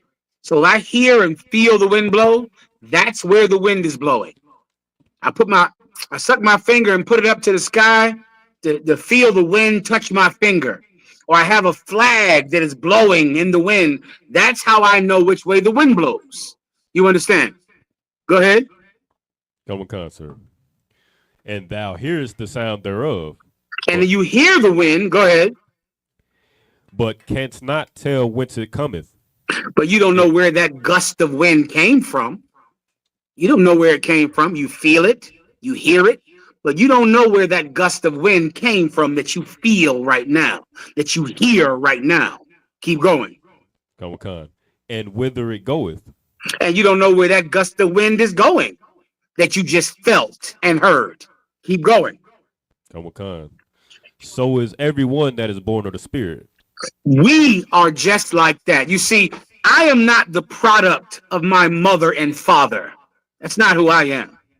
I'm not the product of my environment or where I was born. That's not who I am. I am created by the Spirit of God. And my creation happened after I was born. It happened later. Everyone that is born of the Spirit, you don't understand them. You don't know where they're going. You don't know where they came from, but you feel them and you hear them and you know God is with them, but you don't understand it. It's too hard to understand. That's the point, officer. He's trying to say the people that are born of God are different than the people that are just products of their mother and father, because we believe in something deeper. And people don't understand us the same way they don't understand where the wind goes or where the wind came from. They don't get it. It's too high for them to understand, because the only thing they do understand is what they hear and feel. They don't understand us. Do you understand, officer? Am I confusing you? Come on, sir. I understand. Keep going. Come on, verse 10 or verse 9. Salakia. Nicodemus answered and said unto him, how can these things be? Nicodemus don't know what in the hell he's talking about. Right. How could these things be? Keep going. Verse 10. Yahushua answered and said unto him, art thou master of Israel, and knowest not these things? Here you are a master in Israel, and you can't understand any spiritual conversation at all. All you know is my mother, my father, my food, my drink, my penis, my stomach. That's all you know, right? Nothing else you're able to understand. Keep going. Come, verse 11. Verily, verily, I say unto thee, we speak that we do know, and testify that we have seen. Yeah, the thing is, I'm telling you about I've seen. I'm telling you, I know my business. I know what I've seen. You don't understand it. The same way you don't know which way the wind is blowing. But I do, because I've seen it. I'm telling you what I've seen. Keep going. Come. And ye receive not our witness. But you don't believe us. We tell you what we've seen, you don't believe us. That's a major part of being in the Israelite school of UPK, is not being believed by the people you are trying to help. They don't believe you because they don't understand which way the wind is blowing. Keep going. Verse 12. If I have told you earthly things and ye believe not, how shall ye believe if I tell you of heavenly things? I done told you about the wind and I told you about birth. You don't understand none of that. But now you want me to make you understand God and the spirit and spiritual things. You don't understand which way the wind is blowing. Now I have to tell you about being born again. You'll never get it. You'll never get it. Keep going. Verse 13. And no man hath ascended up to heaven, but he that came down from heaven. He's talking about himself. What is now? Now, I believe you're going to be able to get this, officer. Now, just take everything I just said and think in metaphor. You get my point? Think in metaphor. Think about the point. I gave you the point earlier. I told you the point. Read that. Now read it one more time. And no man hath ascended up to heaven, but he that came down from heaven. Now, Jesus Christ absolutely knows the end of his work. Remember, he told the disciples that Peter wanted to go bury his father who died. He said, the time is short. You got to stay with me. Let the dead bury the dead. He knew that he had but a short time to perform his work. He knew he was going to die. He understood it. He understood it because he read the Bible. He read those prophecies and he knew that he was the heir to Solomon's throne, and he knew he had to die to free Israel from their captivity. He had to do it. So he knew that he was going to die. He was going to go before the Father. And so he's saying now, read that again. And no man hath ascended up to heaven, but he that came down from heaven. He's saying nobody has ascended up to heaven except for he that came down from heaven. So he's telling them that he's going to die. And why is he going to die? Because they're going to kill him. No, think spiritually. Spiritually. What you just said was carnally why he's going to die. Remember earlier, a carnal thing and a spiritual thing? How you can't understand carnal things, how could you understand a spiritual thing? Spiritually. Why did, when I say spiritually, meaning God, you get my point? Not the man that stabbed him or him giving up the breath and dying. But why did he have to die? Why did he die?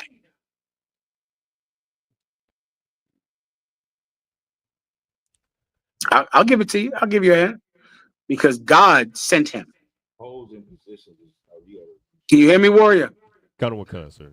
Why did Jesus Christ die? Because God sent him to die. Read it one more time. And no man hath ascended up to heaven, but he that came down from heaven. Right. He hasn't died yet, but he's going to. He's going to die, and he knows it. And he's saying, no man hath ascended up to heaven except he that came from heaven.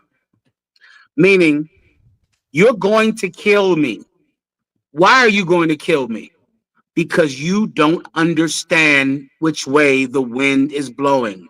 You reject me. You don't understand me. You should be putting me on your shoulders and parading me through the city and declaring me the new king of Israel. But instead, you are going to hand me over to the Romans to be killed. Just know that the one that goes up to heaven is the one that came down from heaven. The man you're going to kill is the one that God sent you.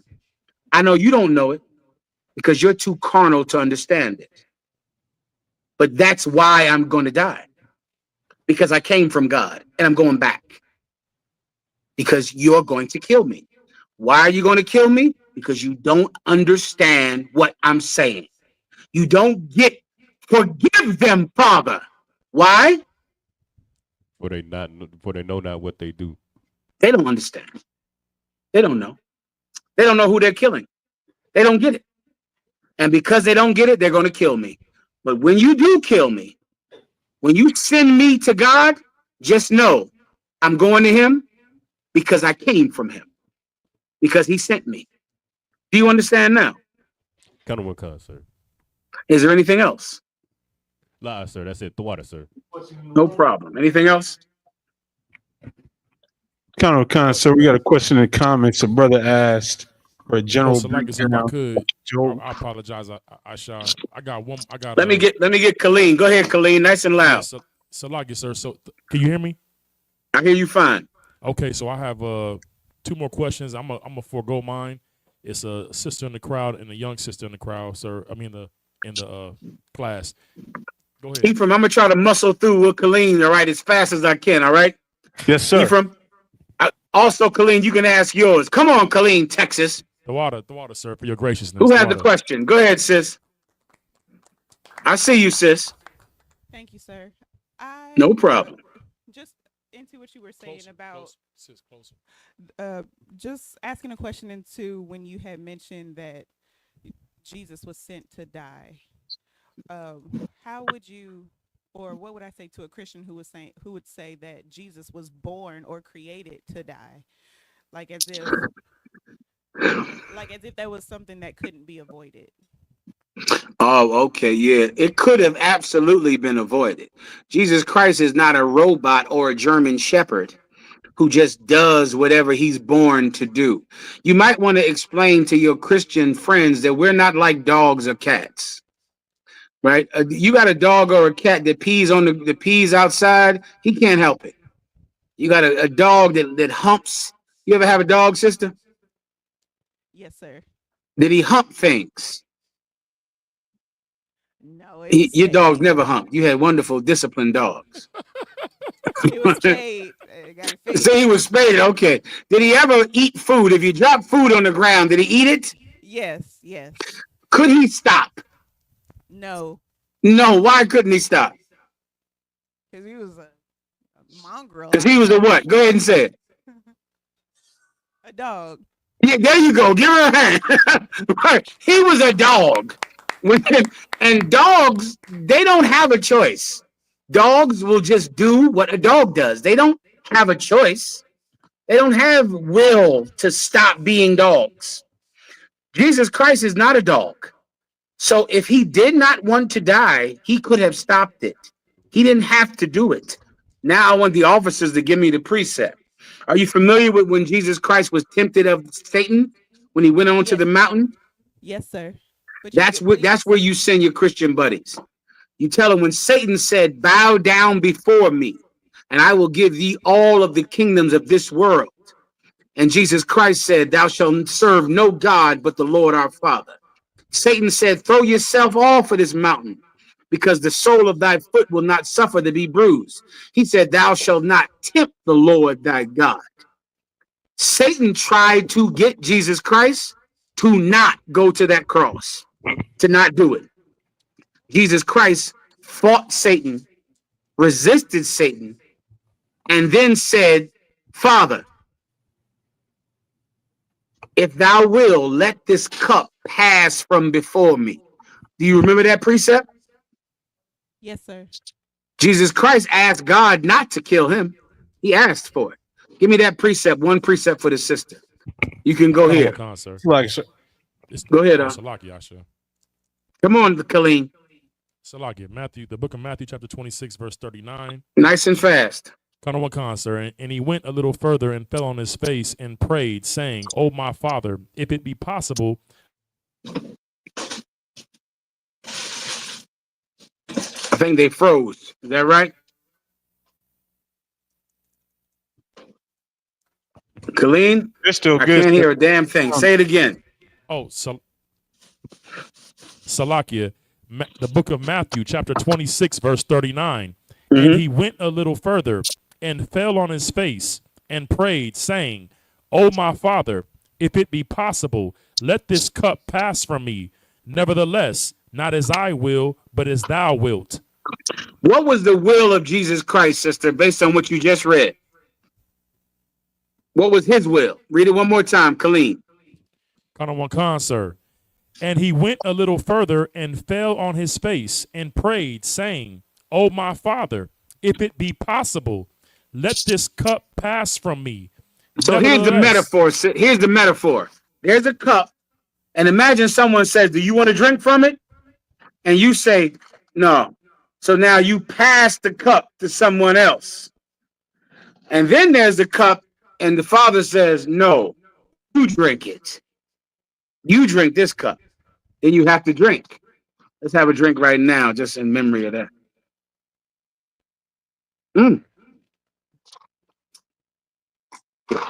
That's a good one. So now that cup you gotta drink from. You don't have the option to not drink from it. That's a metaphor for him going to die on the cross. He doesn't want to drink that cup. He don't want to drink it. He would like what to happen, sister? To live. And so give me the cup metaphor. If I drink the cup, what happens? I receive it. And in the metaphor of getting killed, this is the death. Drinking the cup. That's the death. I don't want to drink the cup. What do I want to do? Pass it to someone else. I want to pass it away. But nevertheless, thy will be done. What was God's will? For Jesus Christ to go on the cross. And use the cup metaphor now. What was God's will? To drink of the cup. To drink the cup. Now here we go. What was the will of Jesus Christ?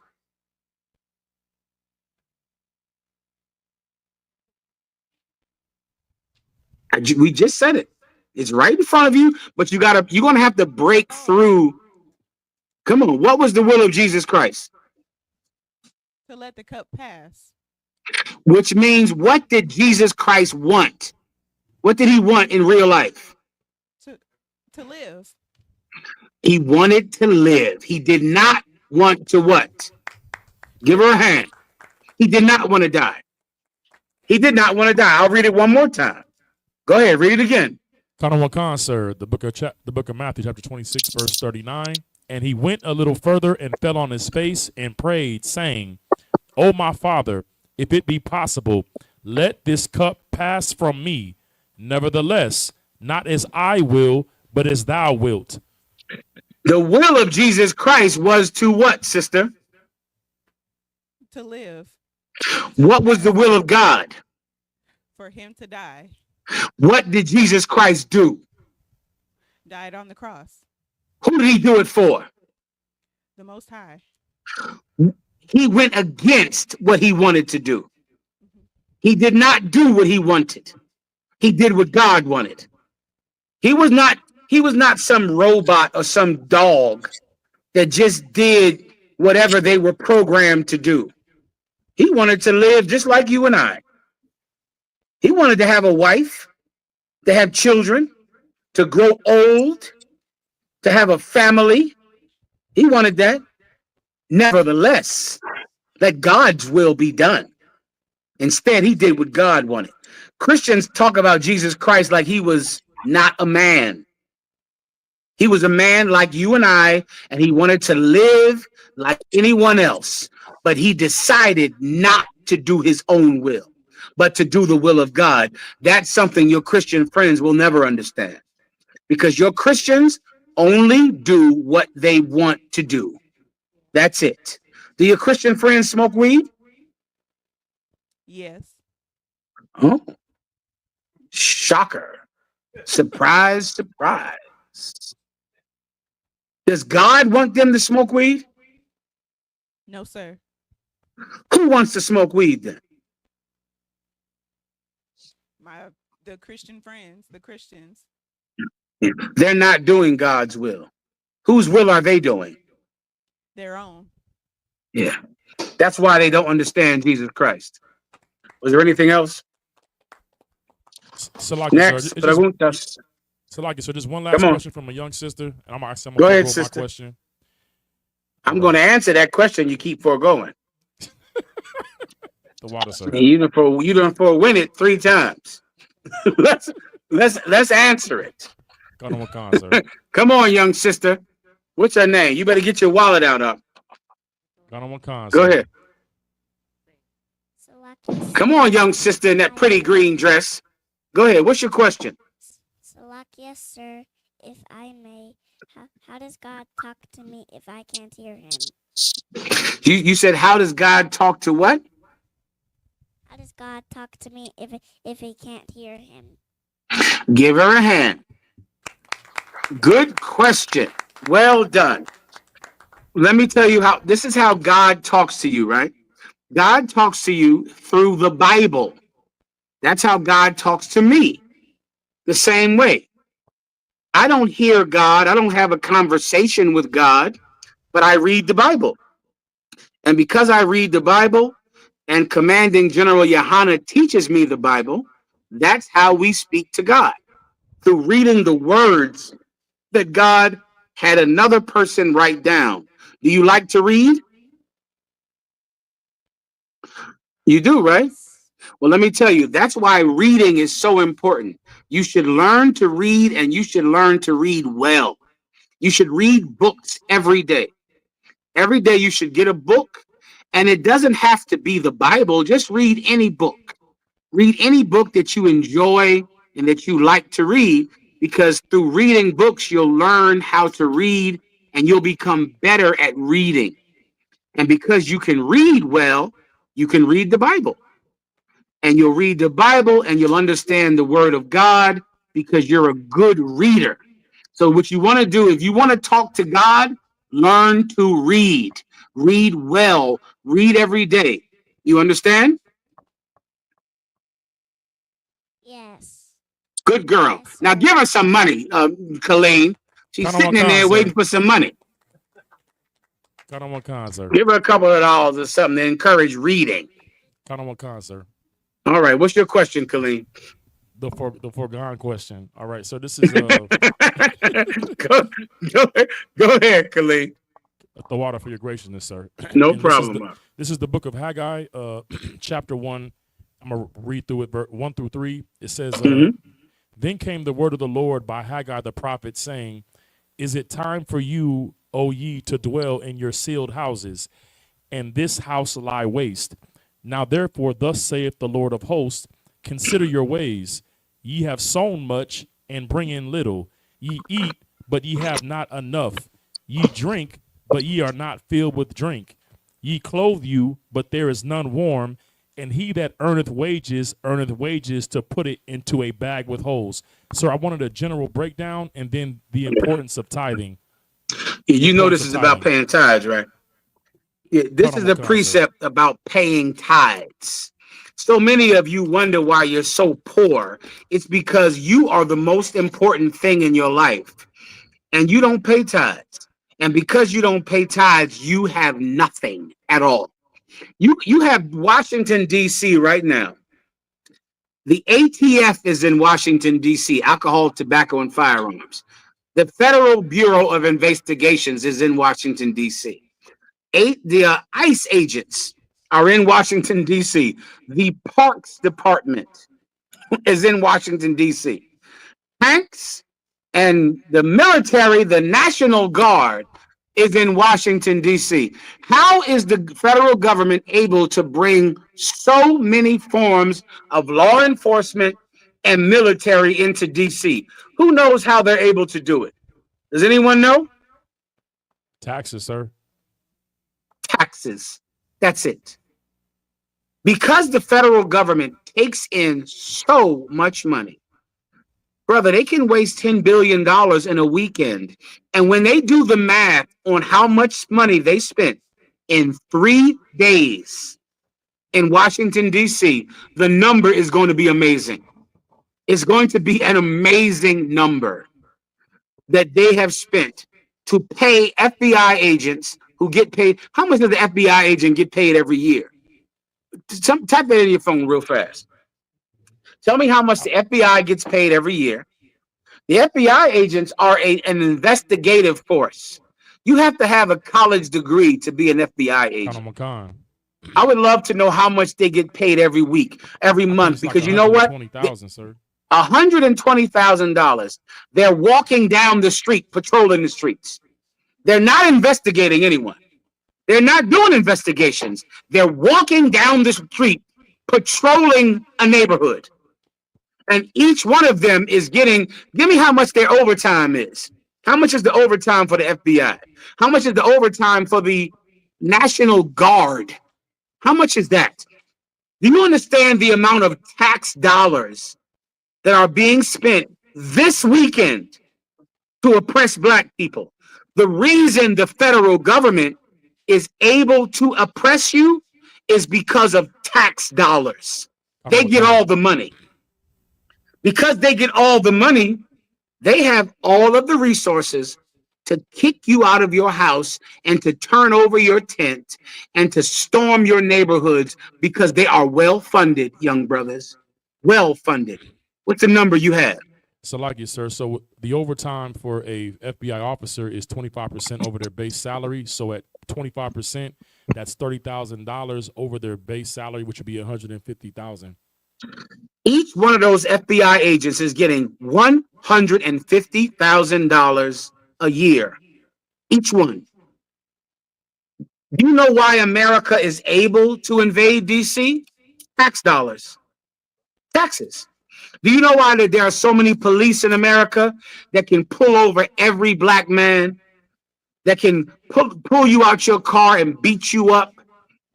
Tax money. Tax money. Tax money is the money that the white man uses to hurt you, to beat you up.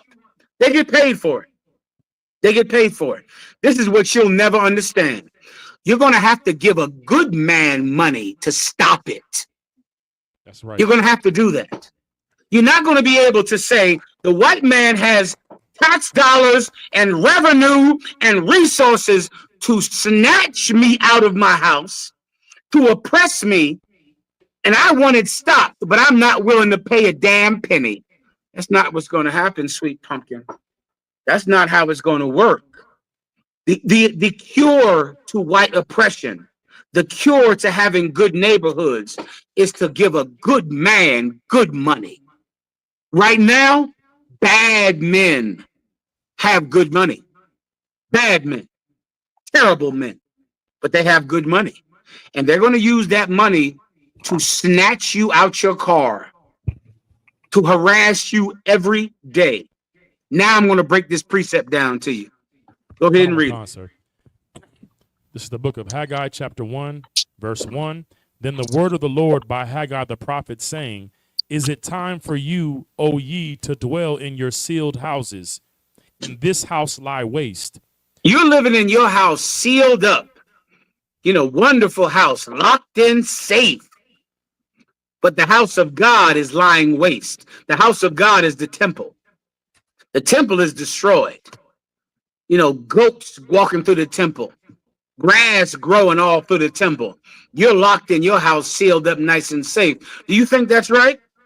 Do you think that's right, that God's temple is destroyed and your house is doing well? Well, guess what, rich people? While you didn't care about paying tithes to Commanding General Yohana, everyone paid taxes to Donald Trump. Everyone did. And he has the money to hurt you, to destroy you. Do you think that's right? That God's temple is destroyed and your house is doing well? Continue. One concert. Verse 3. Now therefore, thus saith the Lord of hosts, consider your ways. Ye Consider have your sown what? much. You better Consider look at your behavior up. Let me tell you, every last one of you better be paying tithes to the Israelite School of UPK. Those are your tax dollars going to work. Don't you see Washington, D.C.? With the police in Washington, D.C., the police in California? That's your tax dollars going to work in California, destroying your people, snatching the babies out of grandmother's arms. That's your money doing that. Well, if you wanted to stop, you better pay tithes. 10% of every motherfucking thing you make. Everything. You better give it up. You better give it up. And when you see what happens when you pay Commanding General Yohana your tithes, then we're going to put your tithes to work. You're going to see your tithe money go to work on the problems of the black community. Come see. Come and see. Give me that in Spanish down there in New York. How do I say come and see in Spanish? You come and see what Commanding General Yohana does with the money that you give Donald Trump, with the money you give America. Come and see what we do with it. Keep going, Khalid. Slack. Go ahead, Ephraim. Slack. Ven a ver. Ven a ver. Spell that. V-E-N. V-E-N. Go ahead. A-V-E-R. A-V-E-R. Ven a ver. Is that right? That's right. That's nice and succinct. That means come and see. Ven a ver. Come. Well, ven a ver. Come and see what we do with the tithes money that you pay to the Israelite School of UPK. I know what they do with the tax dollars you give to America. They buy tanks. They bomb Iran. They send tanks into the neighborhoods of the people who pay the taxes. Ven a ver. Come and see what we do with the tithe money that you bring into the Israelite School of UPK. Ven a ver. Ven a ver. Oro por tu entendimiento. I pray you understand. Keep going. One concert, verse 6. Ye have sown much and bring in little. You out there planting. You're planting the crops. Your crops ain't growing. What are you doing? You out there struggling and fighting and trying to make money. What are you bringing in? Nothing. Everything you do is cursed. Everything you got so many money schemes. How much of those lottery machines you playing? All of that damn lottery and scratch offs. Are you hitting the number? Huh? Are you winning? You're getting nothing. You're getting nothing at all. You're working every day, slaving every day. You got a giant college bill you got to pay for school loans. What are you making? Are you making money? You're making nothing. You know why? Because you're not making sure that God's house is satisfied first. God would bless your career. He bless your college education. He bless your home, but he's not blessing your home because you're not paying your representatives to go out and defend you. You are paying taxes though. So they have the tanks. They have the ATF, the National Guard, the ICE agents, and the park rangers to storm your neighborhoods and take everything from you. You're paying them. Show me your tax dollars to work in Washington, D.C. Show me that, Ephraim. Show me where your tax money is going. And then you ask yourself, am I paying tithes to the Israelite School of UPK? You're not? Oh, well, that's why you have nothing. That's why you're a failure in life and in everything you do, because God doesn't bless you. Keep going. Ephraim, when you get it, just show me how the tax dollars are being spent in California and in Washington, D.C. Come on, Ephraim. I mean, come on, Kaleem. Ye eat, but ye have not enough. You're eating food. You never get enough. You don't never have enough. Ever. You're never satisfied. You're never full because you're not putting God's house first. Keep going. Khan. Ye drink, but ye are not filled with drink. You see, you're drinking, but you're not getting enough to drink. You see, here's your tax dollars working. Put me up single screen with the tax dollars being spent out there in California. Me and the tax dollars being spent. You see that? That's where your tax dollars are going. You see, you're paying your tithes to the government. You're paying them. Look at these. Look at this. What is this fucking thing they have on the street? As if this is Afghanistan. Who are you fighting out there? You're fighting a few criminals out there in D.C. You got a whole Abrams airborne tank out there. For what?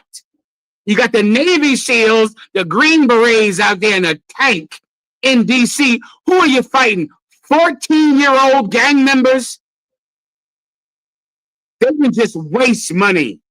Look at this shit. Look at this here, Ephraim. Look at these Abrams A1 tanks. Where is the war? Is there some war out there I don't know about? The tax dollars they can spend because you pay taxes, but you don't pay tithes. You pay taxes, but you don't pay tithes. So now look at this mess. Satellites and A1 tanks. A bunch of children playing army with money that is endless, with money, helicopters. Where is the war at? I see you have the military vehicles, but I don't see any war happening at all. You can just waste this money because you pay taxes, but you don't pay tithes. At least not to who you should pay them to. You pay your tithes to Creflo Dollar, TD Jakes. You know what they do with your tithes? They abuse children with your tithes. Sexually abuse children with your tithes money. TD Jakes, what's the one who died of AIDS? Eddie Long. Eddie Long, you know who Jamal Bryant is? Eddie Long paid for Jamal Bryant to go to college. He paid $250,000 so that Jamal Bryant could go to Morehouse University. Jamal Bryant didn't have a high school diploma. He had a GED. But his college tuition was paid for by Eddie Long, $250,000. Where did he get that money at to pay his young Tinder boyfriend to pay for his college degree? Your tithes money. You see, if you want to end oppression, you're going to have to give a good man good money. You give bad men good money. You give Donald Trump your tax dollars, and you give Eddie Long your tithes. You pay your tithes to the Israelite School of UPK. Give a good man good money, and then aver. Come and see what we do with it. Anything else? Sir. Salakia, sir, if I may. You can hear me? Please, go ahead. Salakia, sir. With you dropping it so heavy, it sounds like nobody's fighting against, you know what I'm saying, the ICE agents going out. But once somebody said, I think everybody should have health care, then there's a problem. It's enough money to go to war, but it's never enough money to help your mother that have cancer. Salakia. Let me tell you, every single person in Israel has a responsibility to pay tithes so that you can have your own government. That's what you're paying for. You're paying to have your own government. The government you don't want, you're paying them. You're paying the government you hate. And you can't stop that because they're going to take the money directly out of your check. You have to decide to pay the government that you do want. And that's what tithe money is. And you better pay it. You better do it. This is non-negotiable. This is not something that we're talking about or that you have an option to do. You better do it. Anything else? Well, sir. And of course, isupk.com is scrolling right on the bottom of the screen. They know where to go. Listen, you better read that scroll up. You better read it. Anything else? Sir, it's a good time to get into your topics. Clap it up and let's get it on tonight. If I could, real quick. Go ahead. The cookout's coming up at the end of the month. If I could play a quick clip, it's at a new park this year, and Captain Zariak went down and visited this new park. Break it down.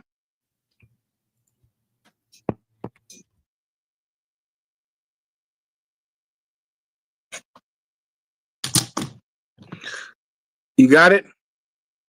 I'm looking forward to everybody to come out, man. Tell Shaka to come out. I see Shaka ain't got me on his head. Yeah, he cut that. He cut that out. That's thing you made him cut that out. I ain't even gonna take credit. But tell Shaka to come on out here and get a burger, man. It'll be all right, man. Barry, everybody should come out, man. So let's find a spot where we can sit down. Right on the bench, right there. All right, let's go. Hey, let's go to the bench. All right. So it'll be at Thomas Jefferson Park. The link is pinned. The link is in the chat to get all the information and to donate to the official GoFundMe. Outstanding. You see Captain Zariak out there. He hitting the gym. You see him out there. He's strong as ever. He in the gym, Akim. What is your religious leader doing? Eating pork chops? Eating shrimp and crab? Huh? Assaulting children? Zariak is reading the Bible, praying, and in the gym. That's what he's doing. What is Sakari doing? Having a backside full of toys? A keister. The Sakari has a keister. That's what he got. Because Zariak done got no keister up. It ain't nothing behind him. You go behind him, there's nothing back there. Nothing. You go behind Sakari, there's a highway, a keister, a caboose. Sakari has a caboose, a keister. He has a tush. The Sakari has a tush. A tush. You following Sakari and not following Captain Zariak. What's wrong with you? You got a tush too, I bet. You got a tush full of caboosing. You got a caboose. You got a caboose. I got to get out of here. Is there anything else? Come on, let's get into the topics. Sir, on that derriere. That's another. You got a derriere. The Sakari has a derriere. That's what he got, a derriere. He got back that ass. The Sakari's favorite song is Back That Ass Up. He backing it up for all the brothers up. He got a kaboom boom. What's they call a kabuki? A booty. He got a kaboom boom booty. Jesus Christ. You could have been following Zariak this whole time. Meanwhile, you followed Sakari with his tush and caboose and tush. Come on, Ephraim. This is what Sakari's been saying online. Jesus Christ. I forgot about this. I totally forgot about this. Go ahead and bring this out. Con. From Gumby. Well, I'm really Hebrew. I'm on a mission from God and from Gumby. To essentially get the Hoovers in the dough. You know what I mean? Basically, God and Gumby. God and Gumby. Okay, you know what I mean? This is what I wanted to ask you. So Hey, he's a Hoover too. Yeah, I know. so you dropped. You're no longer rocking with the Israelite thing, and now you're back to A. Trey Hoover. No, I never stopped being a Hoover. I never denounced the set.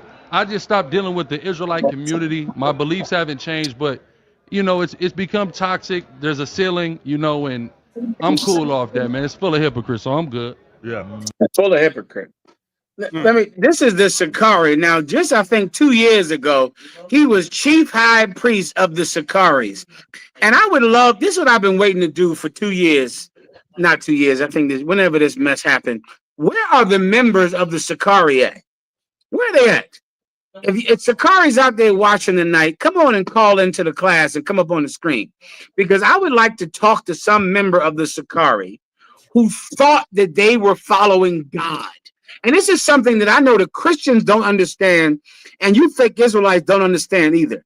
And I know for a fact Sakari doesn't. I'll try to explain it to you if I could. This was a leader of a fake Israelite camp.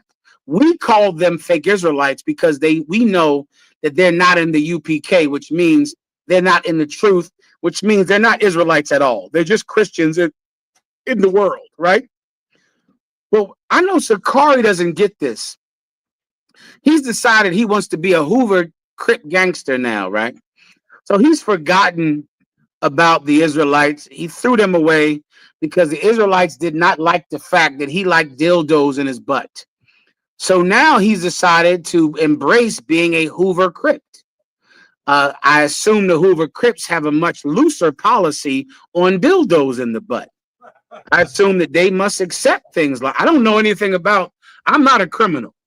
I'm not a gangbanger. I'm One West. I've been One West for so long, I don't even remember what I was before. That's how long it's been. So I don't know anything about gang banging or hoovering or cripping or blooding or whatever this nonsense is you young brothers do. But I assume that the Hoover Crips must allow men to have dildos in their butt. I know we don't in the Israelite School of UPK. You cannot join us and enjoy dildos in your keister, in your booty, in your backside, in your derriere. We don't allow that. I don't know what the Hoovers allow, but I know the Sakari is now professing to be one of them. I can only assume that you're allowed to have your butt filled with dildos in these gangs. I don't know. But what I know the Sakari doesn't understand is that there are people that followed him that believed they were following God. They were sincere. And so many of you religious leaders don't know that. Like, because religious leaders are so corrupt and they're so insincere and they're only doing it for money, they don't know that there are people out there that thought the Sakari was a man of God leading them to please God. And I would have every member of the ISUPK warned. Never forget this. The people that follow you, you're an officer of 50. Men call you sir. You're an officer of 500. Men say yes, sir, no, sir. You're an officer of 5,000, which is a tremendous rank to have in the Israelite School of UPK. Men believe that your words are God's words. They don't think you're just a man. They think when you tell them they're bad, they think when you chastise them, they think God is chastising me. They think if you say, brother, you're wrong, brother, you shouldn't have did that. They don't take that like a man is chastising them. They think you represent God and God is not pleased with me. Never forget that. Never think that because you are corrupt and you only care about money and you only care about fame and glory, don't forget that the men that follow you believe that they're following God. They believe that. And you should follow God for them. For them. The Sakari doesn't care that there were 50 brothers, 100 brothers that thought He is the chief high priest of Israel. What he says, God says. He didn't care about them at all. And I feel sorry for every member of the Sakari. You're sitting somewhere now thinking, my faith is broken. The thing I believed in was false. And I know it's sad to have your faith broken because you thought that Sakari was a high priest. That was his title, Ephraim. He was chief high priest of the Sakari, which means he is God's representative on earth. The problem is Sakari never considered himself anything more than a man that loved to have his butt filled with dildos and a gangbanger. And all of you poor brothers that were fooled by him, he doesn't care about you now. There is a place where faith is rewarded. There is a place where sincere men can follow sincere men. Right. Men of God, men of conscience, men of sincerity can follow men of God, men of conscience, men of sincerity. And that's in the Israelite school of UPK. You brothers out there who are ICE agents, FBI agents, the Bible says, blessed is a man who has never followed a man who is less than he. In the UPK, you can follow a man who is greater than you. Right. Who's greater than you. And that is a tremendous gift that I have enjoyed. Oro por tu entendimiento. Is there anything else? Give me more. Sir, on the subject of fake Israelite groups, they're not the only ones doing gay things this week. If I could.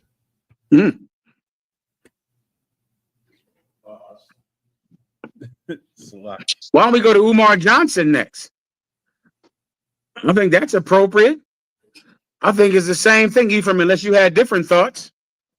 I was just going to pull up that IUIC clip. Oh, Jesus Christ. Play that and then give me the Umar Johnson. Go ahead. Yes, sir.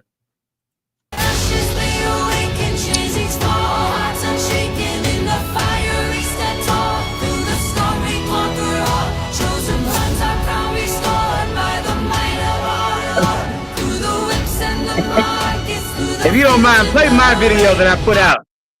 Play my video that I put out because it should have a title appropriate.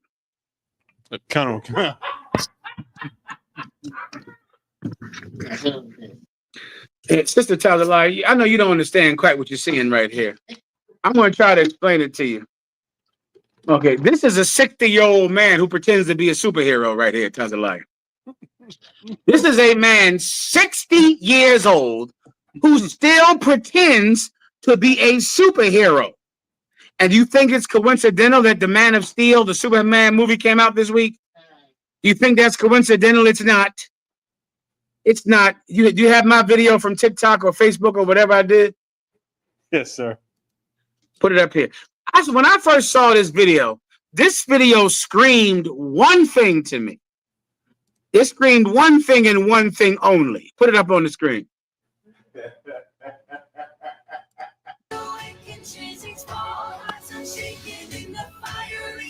Nice and big.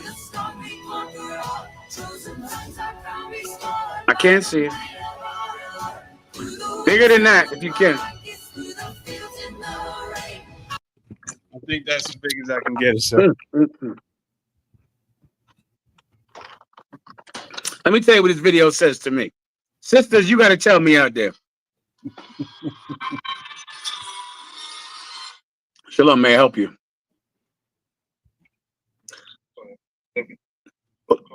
I do teach a class about this time every week for the last 15 or so years. No, you could also watch the class if you would like. It's not mandatory though. All right, it's up to you. No problem. After class, give me a call and I'll help you in any way that I can. Okay. I appreciate you. When I saw this video, let me tell you, this is all I could think. These are men that get no pussy. Ever. They don't, not only do they not get any pussy, they don't want any pussy. Because brothers, our young brothers out there listening to me, sisters, tell brothers something they don't know about here. You can't get no pussy pretending to fly and shit at 50 years old and 60 years old. Women are not going to, they don't want to give you no pussy like this. You see, there's a way to behave to get some pussy. Am I telling too much now, Ephraim? Should I stop talking? Is General Yohana listening? Because I don't want him to listen. But I do want to tell you that if you want some pussy, you can't pretend to fly. This them. Let me hold on. Wait.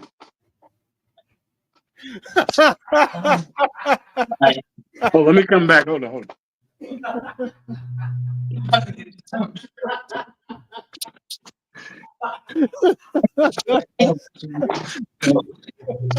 Listen, Sister Counselor, I don't think that's going to turn you on. Oh, you can lie it out. That ain't going to get you hot. That don't get nobody hot. You can't, there ain't nobody getting hot like that. You can't have a totally gray beard and pretend to fly. You can't do things like that. Women don't look at that. That doesn't turn anybody on, brothers. Play it one more time, Ephraim. Make it full screen. Just make it full screen. This video right here. Come on.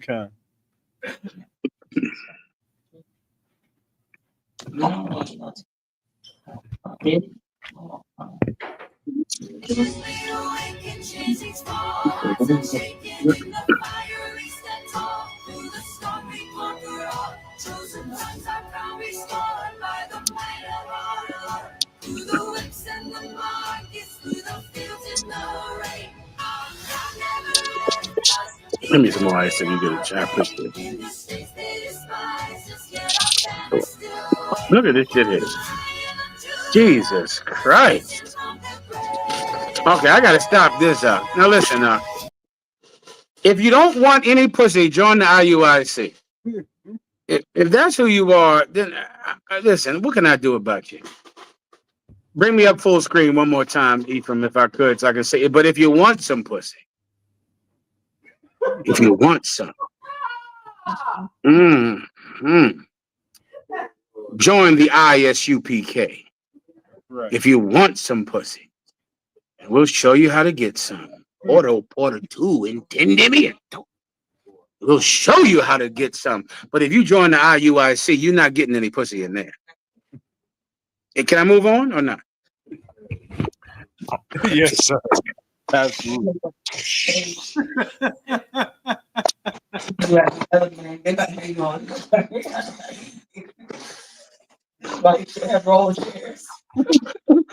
I got a good rolling chair tonight. Oh shit! Oh, it's taking me. Whoa! Go ahead.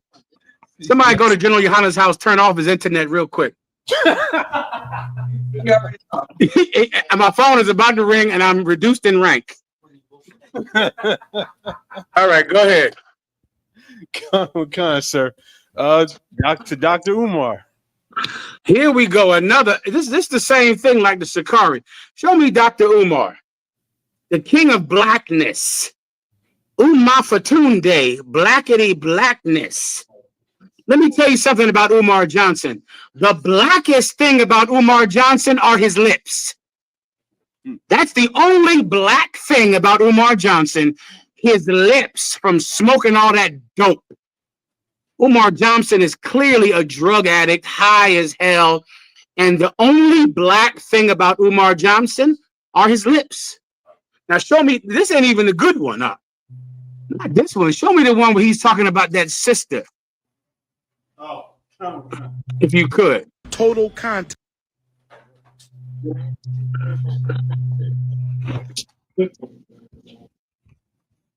This is a good 5 total contacts. 3 of them were private. Brothers and sisters, without being too vulgar, those 3 private contacts basically consisted of her gummy bearing my Shango. She gummy bared the Shango. That's basically what she did. It was a jump off.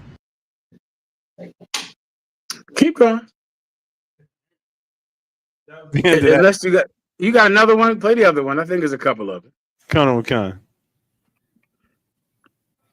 She gummy beared his Shango. I'm assuming that's referring to oral sex.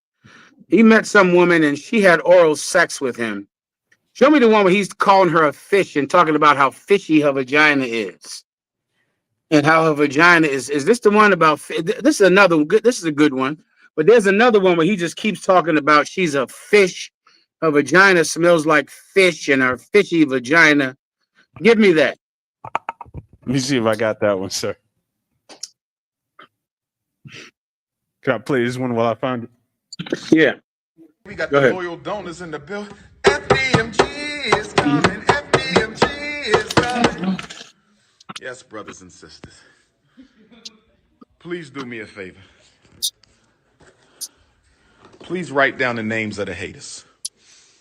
Please write down the names of the haters. We got to make sure we have everybody on the Book of Negroes. If they belong on the Book of Negroes, we need their name. Tiffany cursing all in the school. Yep. Stop right there. Ephraim, Right. okay, now this is Umar Johnson, who is just, the most important Breakfast Club, Vlad TV black person in the world. And he's saying he has a list of his haters. And the list of haters is called the Book of Negroes. It sounds like Umar Johnson hates black people.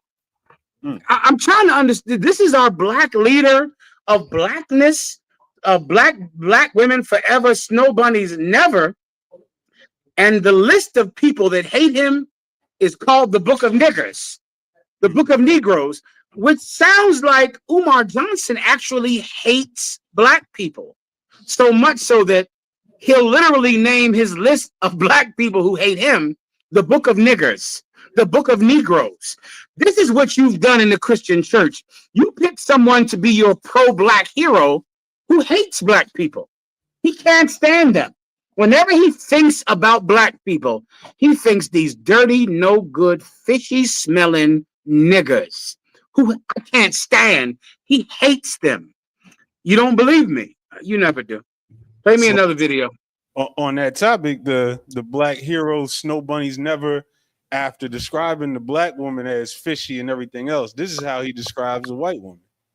To my first family reunion, Baltimore, Maryland. I'll never forget the family reunion. Why? Why? Because I jumped into the swimming pool at the deepest end of the Days Inn Hotel, and my sister jumped in to save me. I didn't know how to swim, but I said, you got to get over your fear. And I jumped in the deepest water, couldn't swim. My sister jumped in and almost drowned her, so she left me out there, and then a snow bunny came. And saved and I your saw life. two big white titties and I grabbed them. Black power! I said we want black power! I grabbed them two white breasts and that snow bunny saved the life of the future Prince of Pan-Africanism. Wherever she is, I want to say thank you to that flat butt, big breast white woman, because if it wasn't for her breasts, I might not be here now. Black power! This is who you giving money to build some fake stupid school in Delaware. You know how much money you've given this idiot to build this school? You give good money to bad men. That's what you do. That's what you do. You don't have the fishy one for me yet, I don't have that one right oh now. my God, that's all over the internet. That's everywhere on the internet. I didn't send you that one. Ask Zaryak if he has that one. Let me get to Zaryak there. Count on kind. Zaryak, come on and bring out what you had today. You had some heavy stories, Zaryak, if I could. I don't want. Give Captain Zaryak and Captain Shamala all a hand. Getting it on in there. Headquarters, rocking it out. Go ahead, brother. Go ahead. What you got up? The story I had, and I sent, I saw, you check the Gmail, you can see the video. So the story I had, this white man in Seattle, Washington. Now there's a brother, the background on the brother is an Army veteran. He was hit by a drunk driver in '95. That's why he's in a wheelchair. And so what he would do is he would go to the boardwalk in the city of Seattle and he would play music and he would patronize. People would give him money, almost like he would play the music and then people would give him money. Well, this white man comes down there. His name is Gregory Tim. Now he crashed. Now what he did before, I think like a couple years ago, he had crashed his car into a Trump voter registration booth. That's his reputation. And so when the brother, he questions the brother being a veteran. And as he's questioning the brother being a veteran, he snatches off his army emblem off his jacket. And so the brother rolls his wheelchair to retrieve the item. All he has is a wheelchair. And you can see in the video, this devil calmly opens up his pouch and shoots him flat in the chest. And after he shoots him flat in the chest, then he says, "Show me your ID." After he, which is insane to me that he would even do that, and then yells out to everybody, "It's safe now." But even the people are saying that, excuse me, the reaction of the people is like they're scared of him. They're not scared of the brother. I actually sent a video of the brother talking after the fact. So do you want to see the video first, sir? Or do you want to see whatever you like, Cock? I'm ready to rock. So let's play the video first of the shooting, because this is amazing. Like, this man just pulled out, and to show you how diabolical. Now, he tried to make a stand your ground defense. Say about these particular prosecutors, they said it's not stand your ground because he stole from the brother. So because he stole the emblem from the brother, it's not stand your ground because he instigated the fight, so to speak. I got you. It was stand your ground. Did you get the video? Come on. Can you play the video for the general? Come on, sir.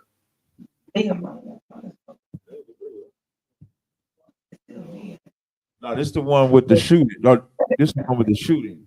That one, yeah, that one right there. God damn! Yes, sir. He just shot the guy. Yeah, he shot the guy flat in the chest. Bring it back. There's one for. God damn! What is he doing that for? Yeah, now the one you didn't get the email I sent you. That's a little better. Look across the red. Hold on 1 second, sir. Go on. Jesus Christ! And the cat he's shooting is in a wheelchair. Well, you can't, sir. The cat he's shooting on my Instagram page. That might be easy. The brother is in a wheelchair, sir. The best one. Brother's in a wheelchair. The one of them electric ones, not even like a legit wheelchair. Yeah. And now the one I'm about to show you now gives more detail because it slows it down a little bit. Play this one. All right, play that one. Look at what now. Watch this, sir.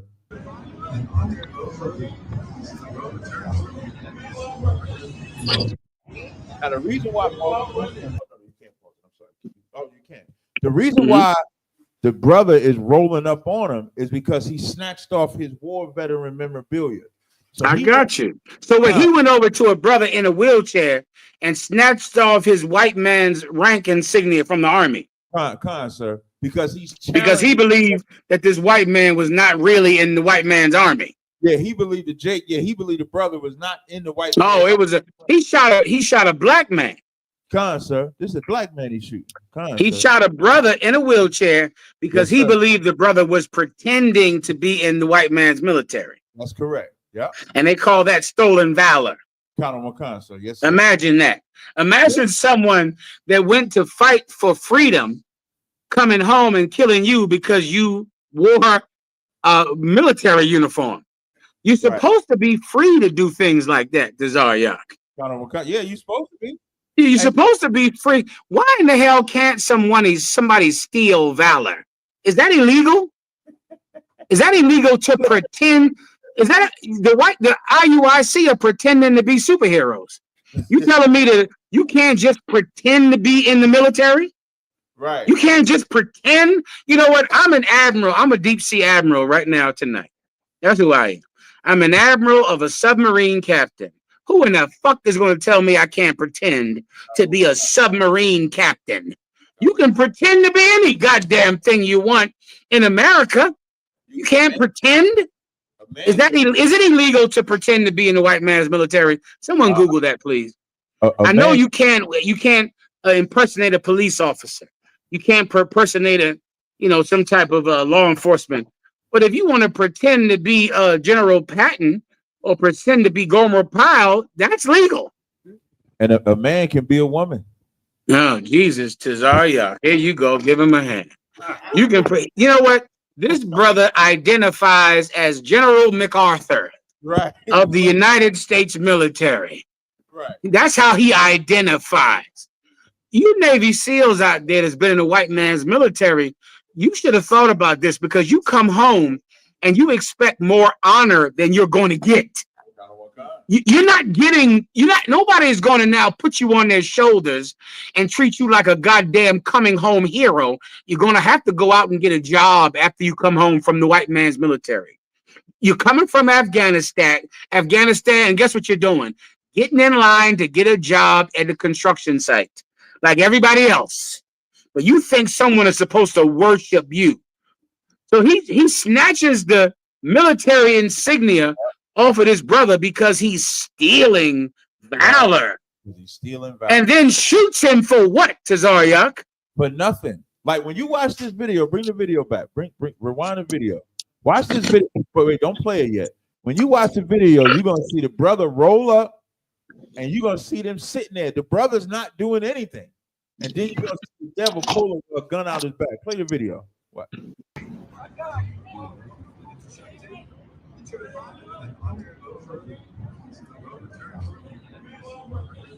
Good God, Tazaryak. Look at it. Good God. And he backs up. What am I watching? Tazaryak. What in the hell? Where did this happen? This is Grand Theft Auto. Like, this is insane. Damn. Yeah. Now watch what you say. Everybody relax. He said, show me your ID. Did he say show me your ID? Sir. Yo, man. Show me your ID. Boy, oh boy. Bring me up full screen or half screen with Tazaryak. Let me tell you something. Him saying he pulled out a gun and shot this man because he believed that he was pretending to be an army soldier. Right. And shot him dead. And the man was already in a wheelchair. Already. I need some people who are veterans in the white man's military to come in and talk to me for a second. Is there anyone out there that fought in Afghanistan or Iraq that fought for freedoms? Because I've always wanted to ask you this question, if I could. You went away to Afghanistan and Iraq and you fought in the military to fight for freedom. Do you think one day I could use some of them? If you don't mind, right? Since you risk your life for me to have freedoms, why don't you let me use some of those freedoms sometimes? Right. Since you fought for them, since you went to Afghanistan, you went all the way to Iraq fighting for my freedom, I want to exercise some of those freedoms. But the minute I try to go exercise a freedom, you tell me I'm not allowed to because you fought for my freedom. So I can't criticize the military. I can't criticize the president because you fought for my freedoms. I can't pretend to be in the military because you fought for my freedoms. You fought so hard for these freedoms, so hard that I'm not allowed to use any of them. Right. Why did you fight for something that I'm not even allowed to use? I'm going to use them because you fought for them. Because you fought for my freedom, I'm going to say what the fuck I want to say. That's right. For you. Because you fought for my right to say it. Thank you for your service. The white man is the devil. And Donald Trump is a pig, a fat red pig who allowed the Chinese to bring COVID into this community, and he did nothing to defend America when the Chinese sent a Chinese virus in America and killed 1 million people. Donald Trump failed. Donald Trump allowed the COVID-19 virus to kill Americans, and he did not defend us. He did nothing to America. Donald Trump is a fat-footed failure who is on the Epstein list.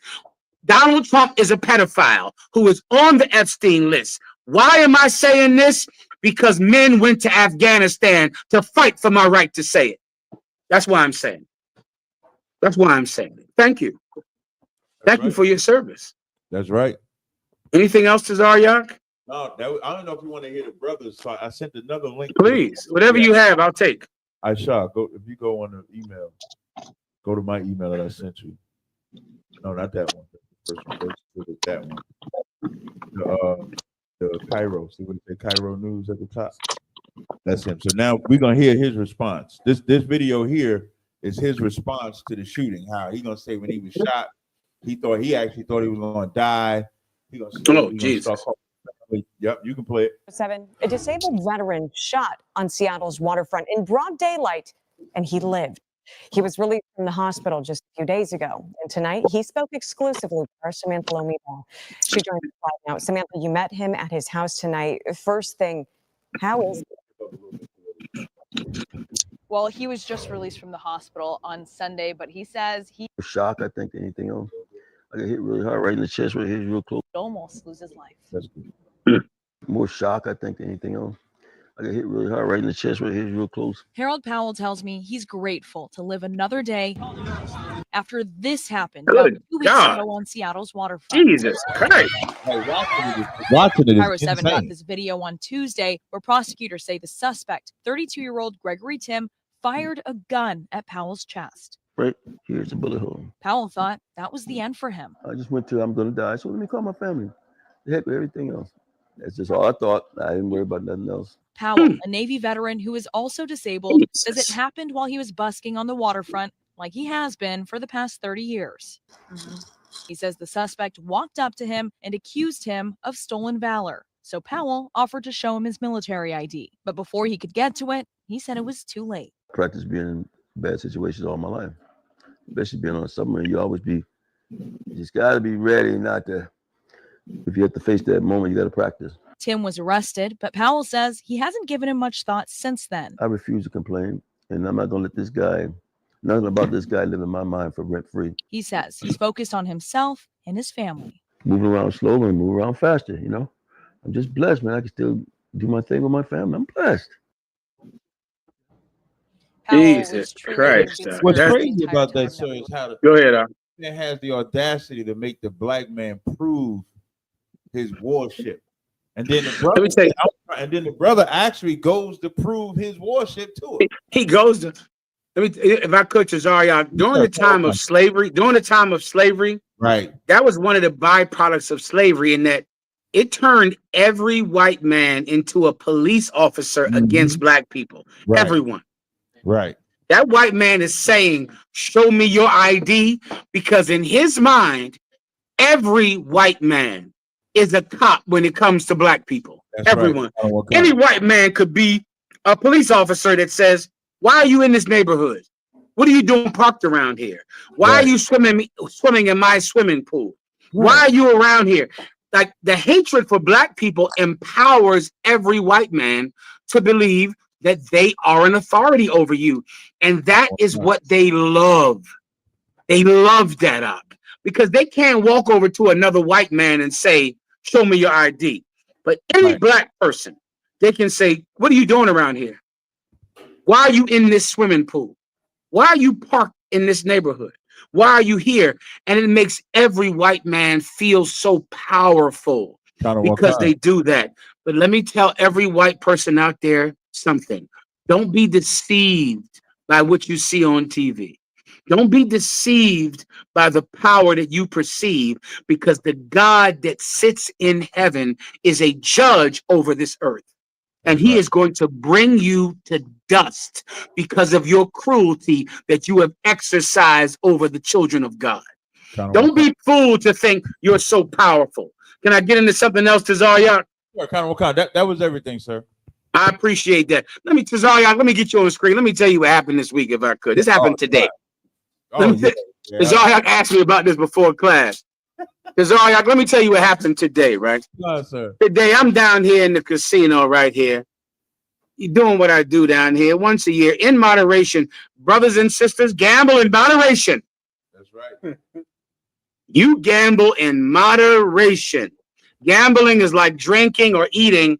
If you do it inordinately, if you do it in excess, it will destroy your life. Right. But in moderation, like eating or drinking, a person is allowed to gamble. So I'm down here, brother, in the casino about to rip the pockets off of these poker players down here. I tried to do it last year, but y'all didn't pray for me last year. I blame you for this. Somebody didn't pray. It's all like, I know you pray. You too hardcore. I know you pray for me. But some of these niggas and some of these brothers in here and sisters, they didn't pray for me last year, bro. They let me walk in there and let these Chinese people take my money. Last year, a brother took my money. Took me for every penny. Then came over there and gave me a hug afterwards. I was happy to have that hug. That's all I could leave with. He came over there. He said, "Hey, sorry, brother." I said, "Listen, man, don't worry about it, though." I told him, I said, "Brother, I'm glad it was you instead of somebody else." Right. Because I thought that Chinese man, like they do every year, take my money. I said, "Brother, I'm glad it was you. I'm glad it was you and not someone else." So now I'm down there in the casino. I'm waiting outside to get the valet to bring the car around, right? And I get a call from the FBI. And they say, they give my slave name. And I say, "Yes, this is him." And they say, "Do you live at so-and-so, so-and-so?" I say, "Yes, I do live there." And they say, "We're from the FBI, and we want to call you about your daughter." That's what they said. About your daughter, sir? My daughter, that's what he said. And he spelled my daughter's name as, of course, a Hebrew name. Right. And so he said, "I don't want to mispronounce it. I'll spell it." Because he couldn't pronounce it, because for some reason white people can't pronounce Hebrew names, even though they pronounce Jeffrey Schwarzenkoss and Schwarzenegger and Jeffrey Seinfeld. But they can't pronounce a Hebrew name. Right. So he spelled it. I said, "Yes, that's my daughter. That's where I live. What do you want?" He said that your daughter made a threat against Donald Trump, saying she was going to kill Donald Trump and kill his supporters. I said, "What? What in the hell are you talking about?" Right. God, sir. I said, "Have you seen it?" He said, "Yes." I then went and I called Commanding General Yohana. Those of you that don't know, we have rules and protocol in the UPK for any interaction with law enforcement. That's right. I just followed those protocols. Commanding General Yohana, I called him because he is over me and I report to him. So if this happens to you, to Zaryak, you would call me. If it happens to me, like you did when the FBI came to your house years ago, I told my daughter, this happens sometime. Right.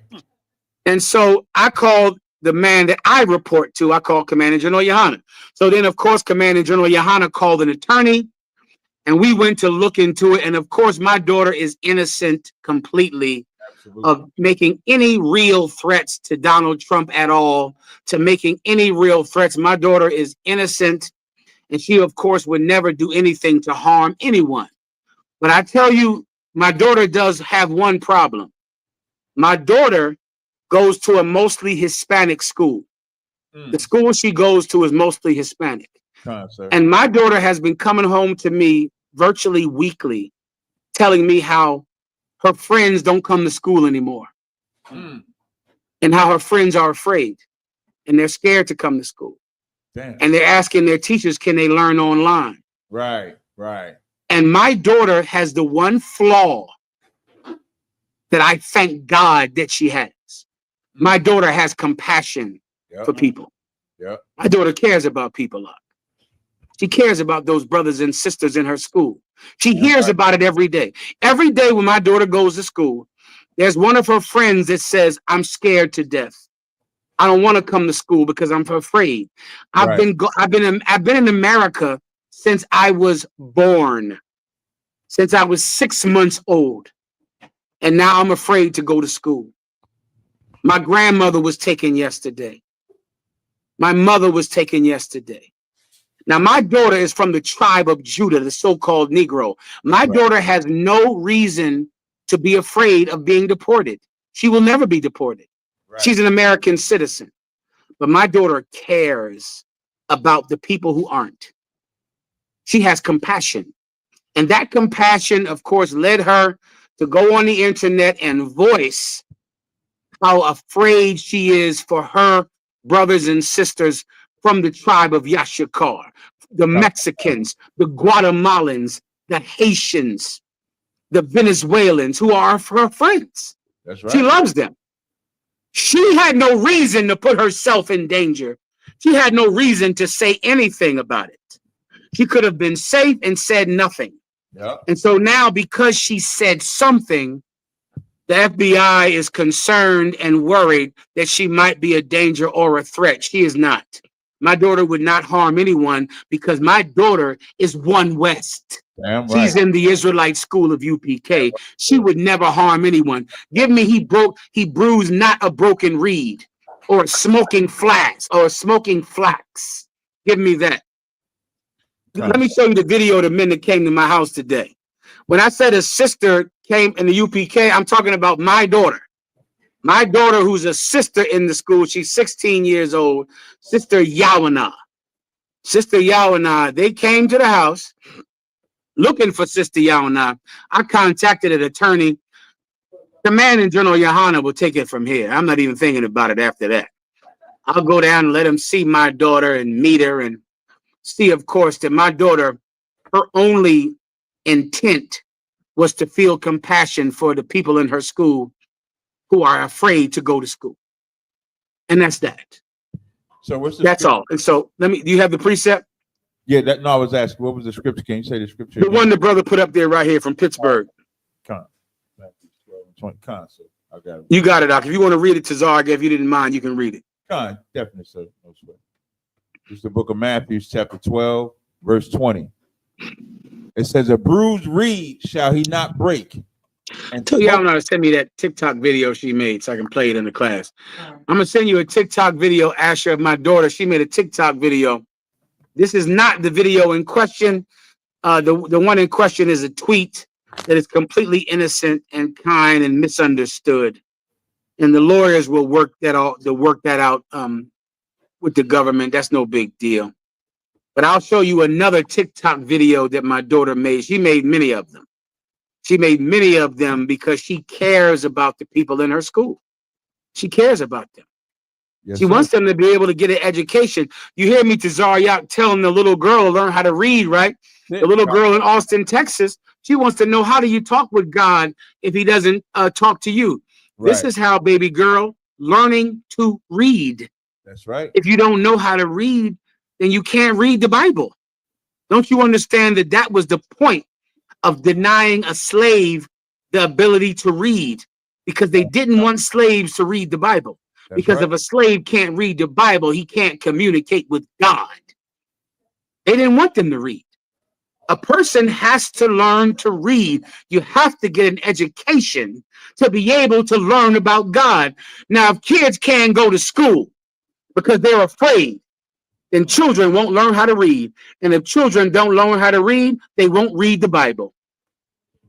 What my daughter did was something amazing. I was proud of her, brother. Damn right. She didn't quite she's not an officer, she's not a man, she's not an adult, so she didn't know how to word it like we learned how to word it. Right. We learned how to word it in Hebrew Academy thanks to Captain Akkad. You go through Hebrew Academy to learn how to speak in a way that is not a threat. Never make a threat to anyone because they could misunderstand it. Never say anything that insinuates a threat. You can pray for someone to be punished. You can pray for someone to be cursed by God, but you cannot ever say anything that could be used against you to be able to say that you threatened anyone. We learn that as grown men in the truth. We learn that when we speak. You young brothers, make sure you understand that, because you also have TikTok and Twitter, and you make sure that when you make posts, you're never saying anything that's a threat to anyone, because of course then your enemy will use that against you because of your unlearned and unskilled way that you speak. We have Hebrew Academy to teach you how to speak. And let me tell you something. You can insult people in amazing ways and never do it illegally. Ooh, you can say a lot of things, Cesar. Yes, oh boy, I done made a career of saying the most evil things. Right. Gotta work. They're all legal. It's legal. Give me the precept you hold them, please, Cesaria. So yes, sir. Matthew chapter 12, verse 20. A bruised reed shall he not break. And the Bible says this is about Jesus Christ. They say Jesus Christ, a bruised reed will he not break. So a reed is like one of those thin pieces of grass coming out of a swamp. That's a reed. Now imagine a reed that's bruised. Jesus Christ would never come and break a reed that's already bruised. He'll never harm anything. In the UPK, we don't harm animals. We take good care of our pets. Shout out to Sister Tazaliah, took good care of a cat until it was 18 years old. Give her a hand. 18 years old. That cat is older than damn near all my kids. She took care of that cat, and that cat was a problem. That cat was a damn problem. She didn't give up on it. Why? Because we don't harm anything. We don't harm animals. We don't harm people. We don't harm Donald Trump. We don't harm his supporters. We speak up for people who are afraid that they're going to be deported, who are afraid that their grandmothers are going to be snatched away from them. We defend the people who are being hurt. We don't hurt anyone. Jesus Christ said he wouldn't harm a bruised reed. He wouldn't break a bruised reed. Go ahead. And smoking flax shall he not quench. Imagine a flask that's smoking, meaning the flask is like a corn silk. You know what corn silk is, right, Tazaria? Yes, sir. You ever get a good piece of corn and you peel it? Right. That flax is that silky stuff inside of corn. What kind of silk? Imagine corn silk smoking. It's smoking.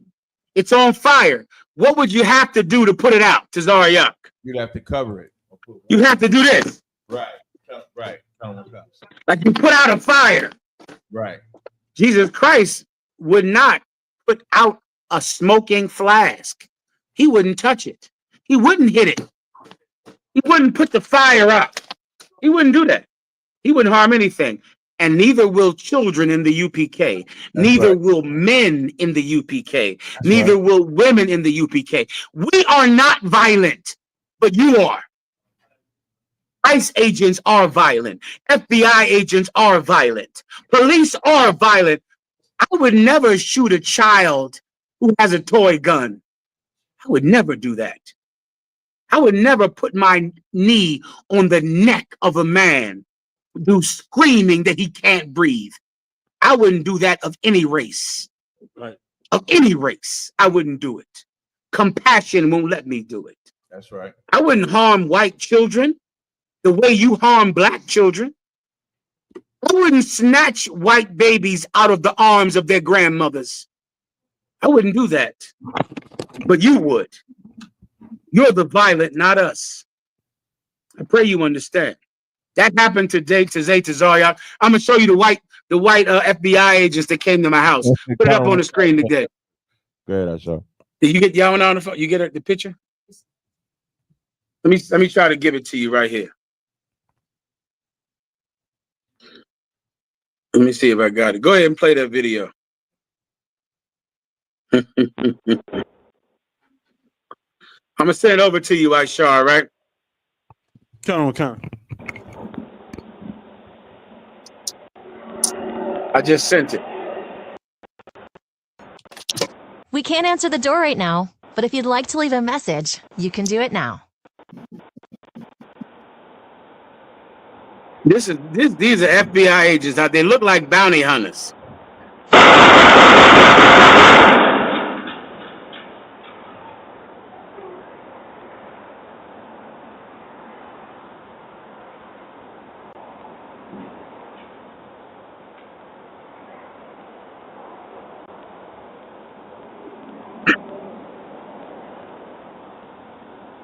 You told y'all when I'm gonna play it on the air, right? She know what I'm doing with it. Make sure she knows. That's them to Zaryat. Zaryat, back when they used to come see us, they wore suit and ties up. Put the Zaryat on the screen. He came to my house with a full suit on, badge showing, and everything when he came to my house. Tazariak, what happened to the FBI? Tazariak, when they was coming to see us, Doc, we had professionals coming to see us. I knew exactly what it was when I opened the door. It wasn't no question. When they came to see you and I, they didn't have to pull out a badge. No, You looked at it, you from the FBI. Right. I looked at it like, oh, I know what this is. Nobody even told me. Said something. Let me see. Right. Them devils?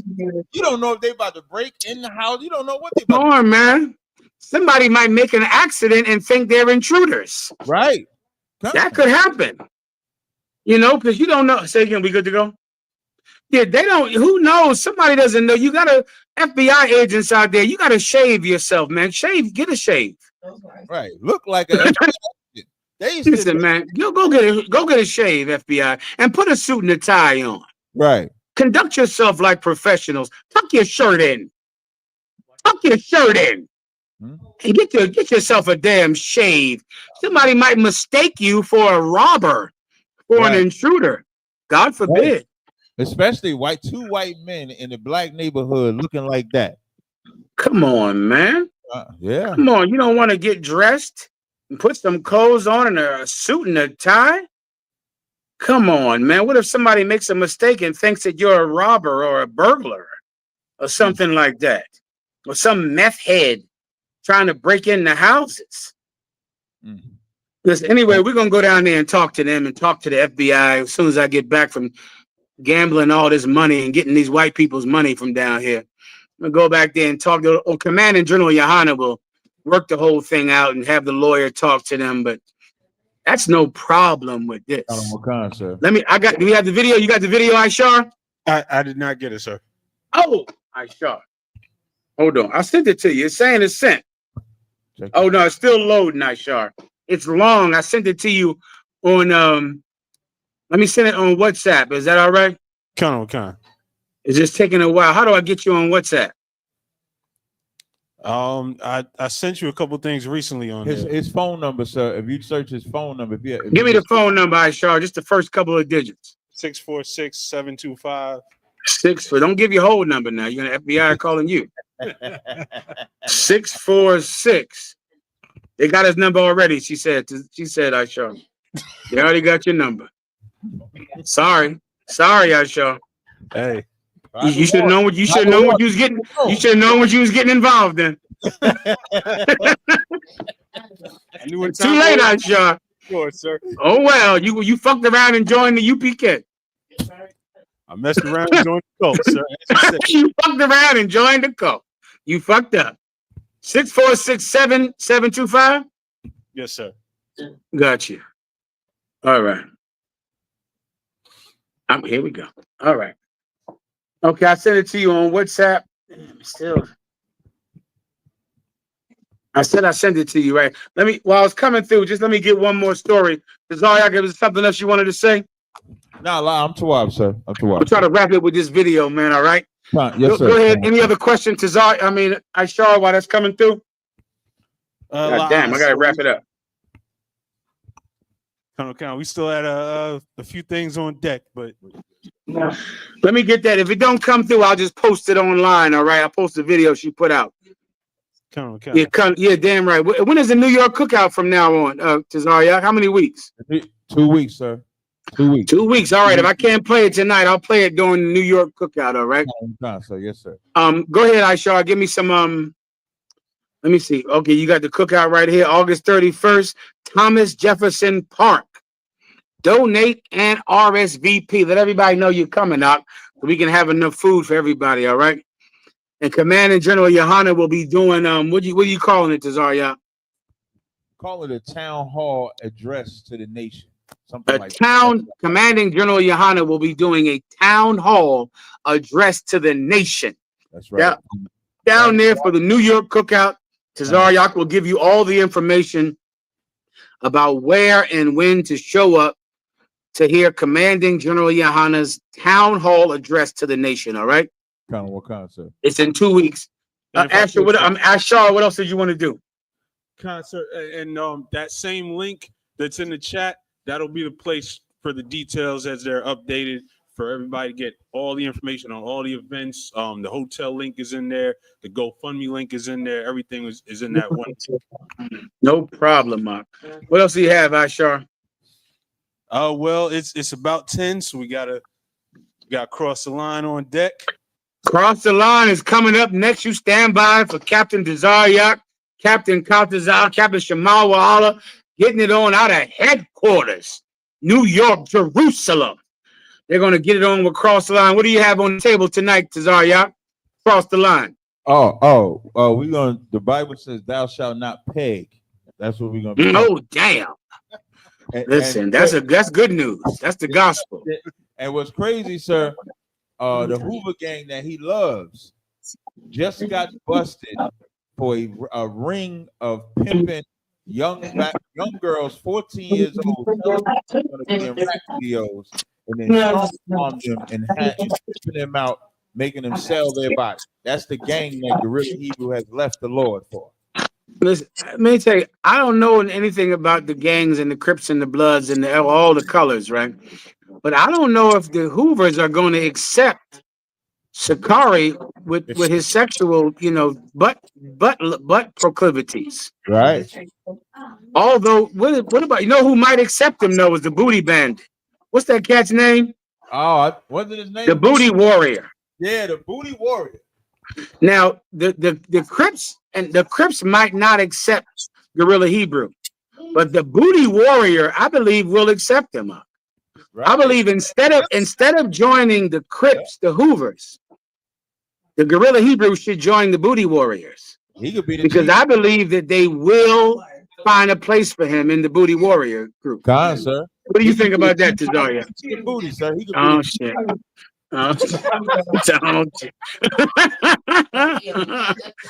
Tazaryak, tell him that. You people in Sakari, you could have followed Captain Tazaryak. Let me give him a warning. If you were ever a member of the Sakari, and if your backside is unblemished, if you have never let objects or man in your tush, in your derriere, in your caboose, is your caboose loose? Then we can't deal with you. Is your tutor tooting? We need an untooted tutor to come in here. But if you got a tooting tutor, this is the wrong place for you. We need a tight caboose, not a loose caboose. You loose cabooses, y'all got to go ahead and join the booty band. We need a caboose that is unblemished, undefiled caboose. Slag it, sir. Please, Usher. A whole event in New Orleans for those. Jesus, he bring all the good stories out. I forgot about the story about them cats wearing that red dresses. Y'all know that was important. Oh shit, that was important. God damn it. we got to get downstairs, y'all. But that was a big story. Right or wrong? Yes, sir. Tazaryak, you go over the red dresses, all them. I could cover it, sir. I could cover it. Tazaryak is gonna go over all them red dress homos down there in New Orleans. All right. Was that it, Aishar? Come on, sir. That's all. Listen, with that, clap it up, man. I want to say gracias por unite esta noche. I'm sorry. I did get the video, the clip you sent. I had that ready if you wanted. Yeah, let me get that last one, and then that's it. Go ahead, Sister Yahweh. Now, we're better getting it on. Play the video. Files. First of all, the files were released like 2 years ago, and I remember seeing it because they never got released it. Second of all, even if you release the files, people will still not care. People will still not care. There's years and years upon evidence besides the list to show you that he is a pedophile. I don't know why everyone's like the list. There's been proof even before that too. Why wasn't him being a rapist and a racist didn't stop you before? I don't. Is it okay? Like what? Clap it up for Sister Yahweh now, man. And I saw this video for the first time today. This video right here, Tazaryak. And she's in there wearing an ISUPK sweatshirt, telling the world that Donald Trump is on the Epstein list. Right. Telling the world that Donald Trump is a pedophile. That's legal and righteous. And people fought for Yahweh's right to say it. Right. They That's fought right. for her right to say it. Listen, thank the Lord God. My daughters are like their mothers. They're That's beautiful and ferocious. That's They're right. ferocious. That's how I like a woman, Tazaryak. Listen, Beautiful and we in agreement there, sir. ferocious. Yeah, we in agreement there, sir. For water, brother. Sister Yawana is ferocious. She goes on TikTok wearing an ISUPK shirt. She ain't tell me nothing about. I've never seen this video until today. But she's on TikTok with an ISUPK shirt on, defending Hispanics That's right. because she loves them, because she cares about them, because she has compassion. And I am well proud of her. Damn Good right. job. Well done. And every other brother and sister in the Israelite school of UPK that is not going to be deported, that is an American citizen, but that is willing to speak up for your brothers and sisters who are in danger. Gracias. Gracias por el servicio. Gracias. Good to go. To cross the line, get it on, man. I'll leave it over to you, Captain Tazaryak. You got it. For water, Ephraim for holding it down for me as usual. Stand by for Tazaryak. I might let you do it next week if you want to. Yeah, I could do it. Next week you do it. Tazaryak will teach the class next week. Most high We'll do the class down there on the Command and General Yohana's weekend with the barbecue, man. The town hall. Once again, let me go ahead. You want to say something? I was gonna say with the town hall when you was talking about commanding. The town hall, Right. the water with Commanding General Yohana. Let me say the water to Pittsburgh, the water. Pittsburgh does a ton of help in the school, and we truly appreciate you, brother, out there in Pittsburgh. Get it on, warrior. You keep fishing out there in Pittsburgh. You're going to raise up a mighty, exceeding army out there in Pittsburgh, brother. Well done. Milwaukee, you getting it on out there in Milwaukee. You also will raise up an army out there. Washington, D.C., the Lord put you on the table, Kazak Ahmad. You're defending the tribe of Issachar. You love your brothers. Look how Kazak Ahmad is representing the tribe of Issachar. Right. Kazak Ahmad is in no danger of being deported. He is in no personal danger at all. But he still loves his brothers who are in danger because they're innocent, they're peaceful, and they are being harmed by a cruel man. But I had this, give me this in Spanish, please. I had this remembered, but I can't remember it. This is an evil nation led by, this is a hateful nation, odiosa. Esta la nación odiosa. Lidera hombre odioso. Who speaks Spanish that can correct my Spanish? Esta la nación odiosa. Lidera odioso, hombre odiosa. Is that right? Who speaks Spanish? The Simeonite in New York, he left out of here, sir. Oh, God damn it. Nobody else speaks Spanish in there. Y'all better learn Spanish. Yes, sir. That's what you better do. I believe this is correct. Salaki, sir. He's here, sir. Salaki. Come on. Correct me, Simeon. This is esta es la nación odiosa. Lidera hombre odioso. Is that right? So, like, what you mean to say, though? So I want to say this is a hateful nation led by a hateful man. Esto es una nación odiosa, lidiada por un hombre odioso. I almost had it down. Come on, y'all not gonna clap for that. I almost had it. Y'all don't give a damn about none of this. they don't give it. Kazak Ahmad, they don't care about none of this. Give me my money. I gotta get some money down here tonight.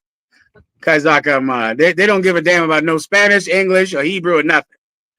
Okay. So I tried the water, Simeon. Say it one more time, Simeon. Esta es una nación. Esta es la nación. Go ahead. Una nación. Esta es una nación. Esta es la nación. Go ahead. Una nación odiosa, which means hateful. Odiosa. odiosa. Yeah, lidiada por un hombre odioso. Lidiara por un hombre odioso. Por un hombre odioso. Gotcha. Say the whole thing together. Esta es una nación odiosa, lidiada por un hombre odioso. Órale, gracias. Water Simeon, I appreciate you for your help, Bob. I'll write that down. Let's get it on with that. Yahweh, en el nombre de Yahweh Shai te bendiga. Yahweh, en el nombre, cuide sobre ti. The water, Akim. Did I miss anybody? Chicago, I forgot about you. Chicago, I see you, Warriors. Did you have anything you wanted to say? You good to go? Who else? Killeen, Texas, man. The water, Killeen, Texas. Who am I missing? Who else? Who's down there at the corner? Got Baltimore up there. Baltimore, man. The water, Baltimore. I see you. Baltimore, did you want to say anything? Set them up for the crash, so sir. I'm missing one more down there in the corner. That's Trinidad. Hey, from who is that? That's Trinidad, sir. Trinidad, give Trinidad a hand, man. Trinidad, did you want to say anything? To warm class again as usual, so edifying the nation and making sure that this will continue under Commanding General Yana Zwatsu. Most High in Christ. Now I'm gonna fly out of here, all right? Oh God. You identified the airplane. Shalom, Akim. The water. How do I get the hell out of here? Men of Israel, I imagine you'll give one courtesy salute to the Where's chief. the exit? Oh, I see it. Men of Israel, I imagine Shabbat. I imagine Barak. Yahweh Bashem Yahweh Shai Barakatah. Yajmatah, Soren faces sisters. Sisters, I imagine. We're going to give one courtesy salute to the sisters. Men of Israel, I imagine Shabbat. I imagine Barak. Yahweh Shemal, Hashem Yahweh Shai. Yahweh Shemal Bashem Yahweh Shai. The water crossed the line, Salakia. Good to go, Akim.